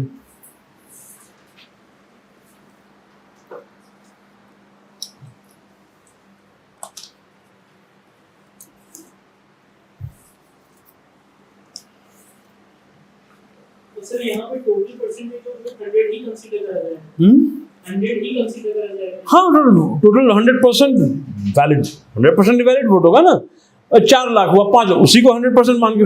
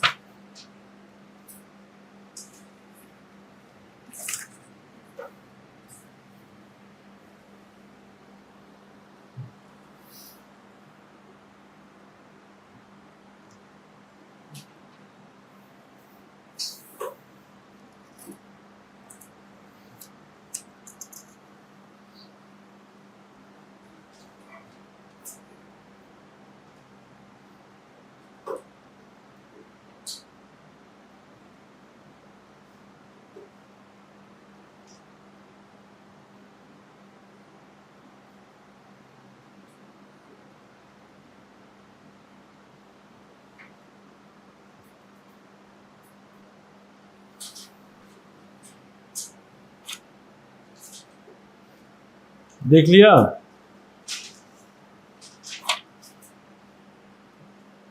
सर हम्म, सर तो फ्रीक्वेंसी जो फ्रीक्वेंसी देकर 1 2 3 फ्रीक्वेंसी देकर के मैसेज नोट कर रहे थे उसमें से 3 में से 2 कोऑर्डिनेट कर रहा है। अगर मान लीजिए कि 2 वहाँ पे आ रहे हैं, 2 का टाई हुआ है तो उस केस में क्या होगा? जैसे कि तो फर्स्ट काउंटिंग वोट्स में ना ऐसा हुआ, हाँ अब सेकंड प्रेफरेंशियल वोट में तो एक आगे निकल ही जाएगा ना। एलिमिनेट तो सेकंड प्रेफरेंस वोट में आगे निकल जाएगा, सिंपल सी बात है। इसी को तो एलिमिनेशन प्रोसेस कहते हैं। निकलने तो 2 ही हैं।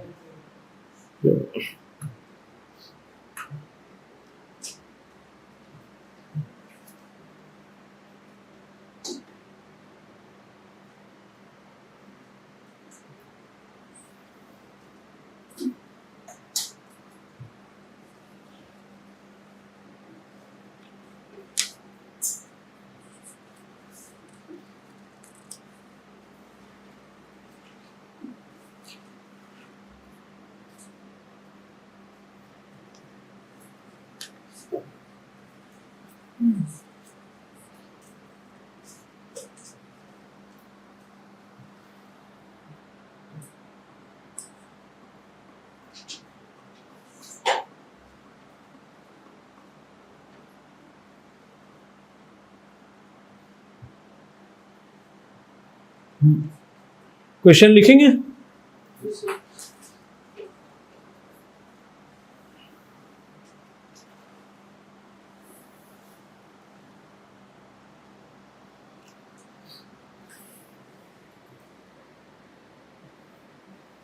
लिखिए, which one of the following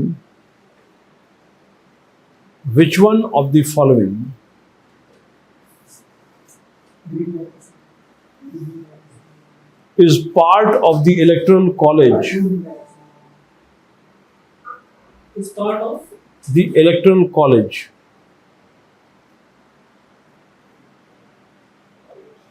for the election of the President of India.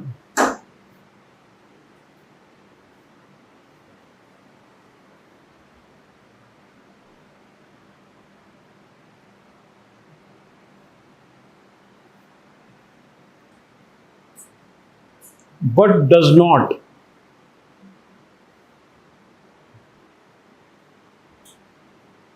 form part of the but does not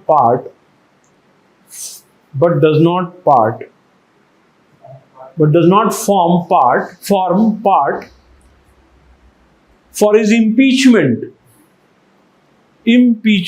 removal.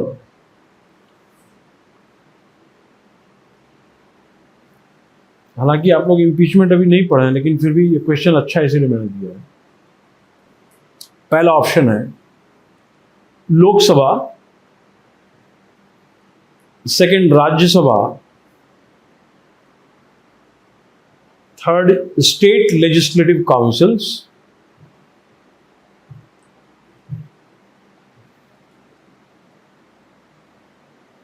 And fourth is state legislative assemblies.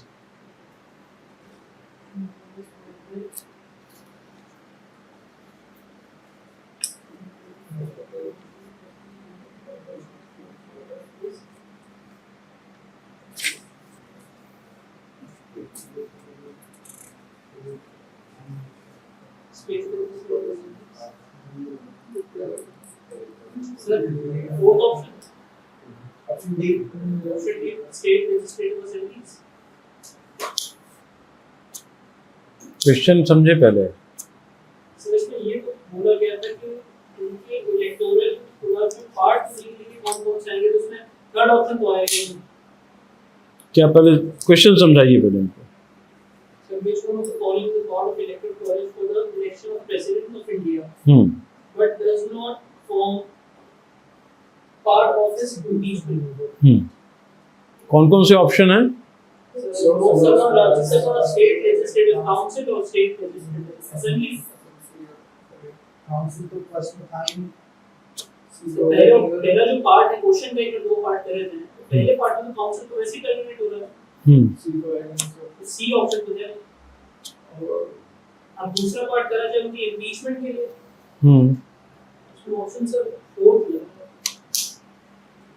State legislative assembly. देखिए, impeachment जो होता है, राष्ट्रपति का impeachment, ये article 61 तय करता है। जैसे 54 इलेक्शन है, वैसे 61 क्या है? इम्पीचमेंट। तो थोड़ा सा मैं बता दूं इम्पीचमेंट के बारे में, तो आसानी होगा फिर क्वेश्चन सॉल्व करना।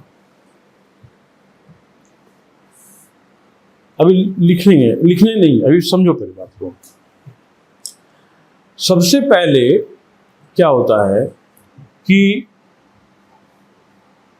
फर्स्ट हाउस या second house of the parliament, lower house या अपर हाउस, दोनों में से किसी भी सदन में यह प्रस्ताव लाया जा सकता है। क्लियर है? In either of the house you can bring a resolution, a proposal to remove, we can't say remove, to impeach the president of India. President of India के लिए शब्द रिमूवल नहीं बना है, महामहिम है वो ना, उनकी गरिमा को ध्यान में रखते हुए महाअभियोग यूज किया है। क्या किया है? महाअभियोग, इम्पीचमेंट बोलते हैं इसमें। क्लियर है? समझ में आया? तो चाहे मान लो लोकसभा में आया, राज्यसभा में, लेट से राज्यसभा में आया, तो राज्यसभा के 25% member of the total membership of the house, 1/4 must give in writing his intention. मान ली यहाँ आया राज्यसभा उपराष्ट्रपति चेयरमैन, देखा अच्छा 25 का है, ठीक है, अब तुम ला सकते हो। समझ में आया? पहला स्टेप क्लियर हो गया। यानी सदन के वहाँ पे 245 मेंबर्स होते हैं राज्यसभा में, 250 पूरा नहीं, अभी 245, तो 245 का कितना है? 1/4। तो 1/4 जो है वो इनिशिएट करता है प्रॉब्लम। 1/4 क्या करता है? इनिशिएट करता है। ओके, अब स्पीकर या चेयरमैन उसने अलाउ कर दिया, एडमिट हो गया। एडमिट होगा तो पहला हाउस जो बनेगा वो चार्ज लगाएगा। क्या लगाएगा? Charge. The only charge is violation of the constitution of India. एकमात्र चार्ज, ब्लेम, जो आरोप लगता है वो क्या है? संविधान का उल्लंघन। संविधान का उल्लंघन। क्लियर है? अब संविधान का उल्लंघन और अब इसको टोटल मेंबरशिप के एब्सोल्यूट मेजॉरिटी, यानी more than 51% of the total membership of the house को सर्टिफाई कर दिया, वोट कर दिया, तो ये पास माना जाएगा ना बिल। अब ये कहां चला गया है? ये दूसरे हाउस में चला जाएगा, सेकंड हाउस में। सेकंड हाउस कोई भी हो सकता है, राज्यसभा भी हो सकता है, लोकसभा भी हो सकता है। दूसरे हाउस में भी यही प्रक्रिया होगी, वो 25% वाले नहीं। हाँ, अब यहाँ पे एक बात क्या है कि जैसे 25% मैंने बोला ना, 25% एडमिट जैसे हुआ तो उसमें 14 डेज की नोटिस भी जाती है राष्ट्रपति को। 14 डेज की नोटिस भी जाती है राष्ट्रपति को, that if you are required to prepare your defence, ठीक है, तो सेकेंड हाउस जब जाएगा तो उसको, और 14 दिन पूरा होने के बाद ही यह एडमिट होगा, ये ध्यान रखना। उसके सेकेंड हाउस में जाएगा। सेकेंड हाउस में क्या होता है? Investigate the charge. First house initiate, that means puts the charge into action, and second house investigate the charge. यहां पे here president gets the opportunity to come and satisfy with his, हाँ, either नहीं 14 दिन notice के, तो वो आया पहले, वो तो काम खत्म हो गया। सेकेंड हाउस में जब आता है बिल, तो here you get the opportunity, you can either be, you can come personally or through a lawyer of your choice, you can represent your case before all. Clear है? समझ में आया? क्या समझे? 14 दिन के बाद क्या तो खुद से आके रिप्रेजेंट करेंगे? हाँ, किसी लॉयर के थ्रू, वो लॉयर करेंगे। और उसके बाद if he fails to do it and charge is sustain, यानी वोट हो जाता है, तो he stands removed on the very day, from the very day. अगर विपरीत होता है, प्रतिकूल इसके, यानी he get success in, represent कर पाते हैं अपने आप। हाँ रिप्रेजेंट कर पाते हैं और कन्विंसिंग आता है, कन्विंस कर देते हैं to obtain the, he is been able to obtain the support of others. ठीक है, सेकंड हाउस में तो charge is not sustained, is not votable, समझ बात को, इज नॉट वोटेड, तो वो डिफीट हो गया बिल, तो वो कंटिन्यू कर जाएंगे। समझ में आया, क्लियर है?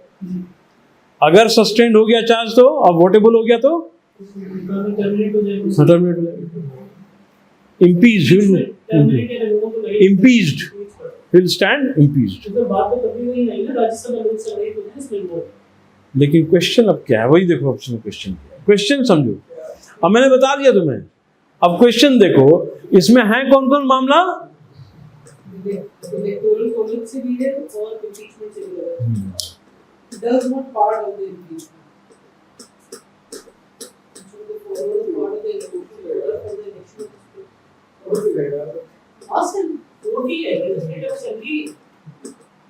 इलेक्टोरल का तो पार्ट होता है वो, लेकिन इम्पीचमेंट का पार्ट नहीं होता, क्योंकि यहाँ पे दो हाउसेस इन्वॉल्व हैं, राज्यसभा और लोकसभा। समझे क्या समझे? उसमें जो इलेक्शन में हम जो लेते हैं कि legislative assemblies of the states का, उसमें क्या लेते हैं, legislative assemblies of the states का, तो legislative assembly of the state उसमें तो पार्टिसिपेट करता है, लेकिन इस प्रक्रिया में पार्टिसिपेट नहीं, इम्पीचमेंट में नहीं। तो आंसर क्या हो जाएगा, legislative assemblies of the states. Clear है? सेंसर में केस हुआ है? नहीं, so far fortunately no president of India has been impeached so far, thankfully। Sir यहाँ पे जो आपने बताया था कि सेशन हम्म, कि वो लॉयर अपॉइंट कर सकते हैं, हाँ तो हेड ऑफ द स्टेट है। हम अपॉइंट नहीं कहने का, तो वो अब तो उन पे चार्ज लगा ना, रिजोल्यूशन। पर्टिकुलर इंडिविजुअल पे चार्ज माना जाएगा या उसकी पोस्ट पे माना जाएगा चार्ज? नहीं, वो उस व्यक्ति पे, राष्ट्रपति पे लगाया गया ना, तो राष्ट्रपति महोदय पे क्या लगाया कि संविधान का उल्लंघन। तो किस मायने में कोई कार्य उन्होंने किया होगा अपने राष्ट्रपति पद हासिल लेने के दौरान, ठीक है, वो टेन्योर में, उस कार्यकाल में उन्होंने जो ऐसा फंक्शन किया हो जिसपे की आरोप लगा है फर्स्ट हाउस में, उसी को तो प्रूव करना है ना इनको कि वो गलत है। He has to prove his innocence। ठीक है, that can be had either by himself in person or through a lawyer of his choice। समझ में आया? क्लियर है? तो हम लोग इम्पीचमेंट को फिर से विधिवत तौर पर लिखेंगे, समझेंगे। 61 अभी 54 तक ही हम लोग कर रहे हैं। ठीक है, क्लियर है? Okay, any question anyone? देख लीजिए। सर आपके न्यूज़पेपर में वो सर आर्टिकल 361 कौन से पेपर में? सर, लेकिन उदाहरण जो आर्टिकल है, आर्टिकल 361 में immunities provided for president acting governor. अच्छा, क्वेश्चन है सर, ये एब्सोल्यूट है? कौन सा? ये आर्टिकल 361 एब्सोल्यूट है? The Article 361 relates to what, you know?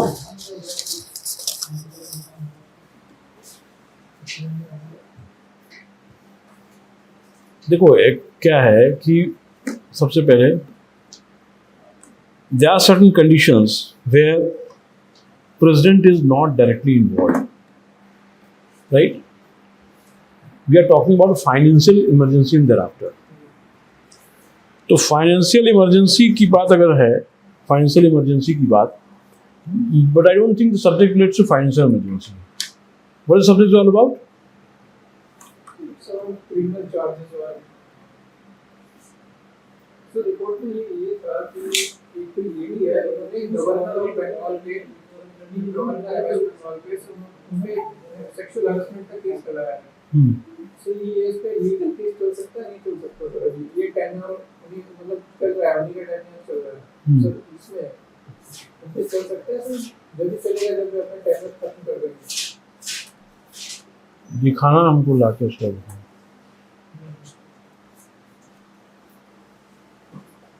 है।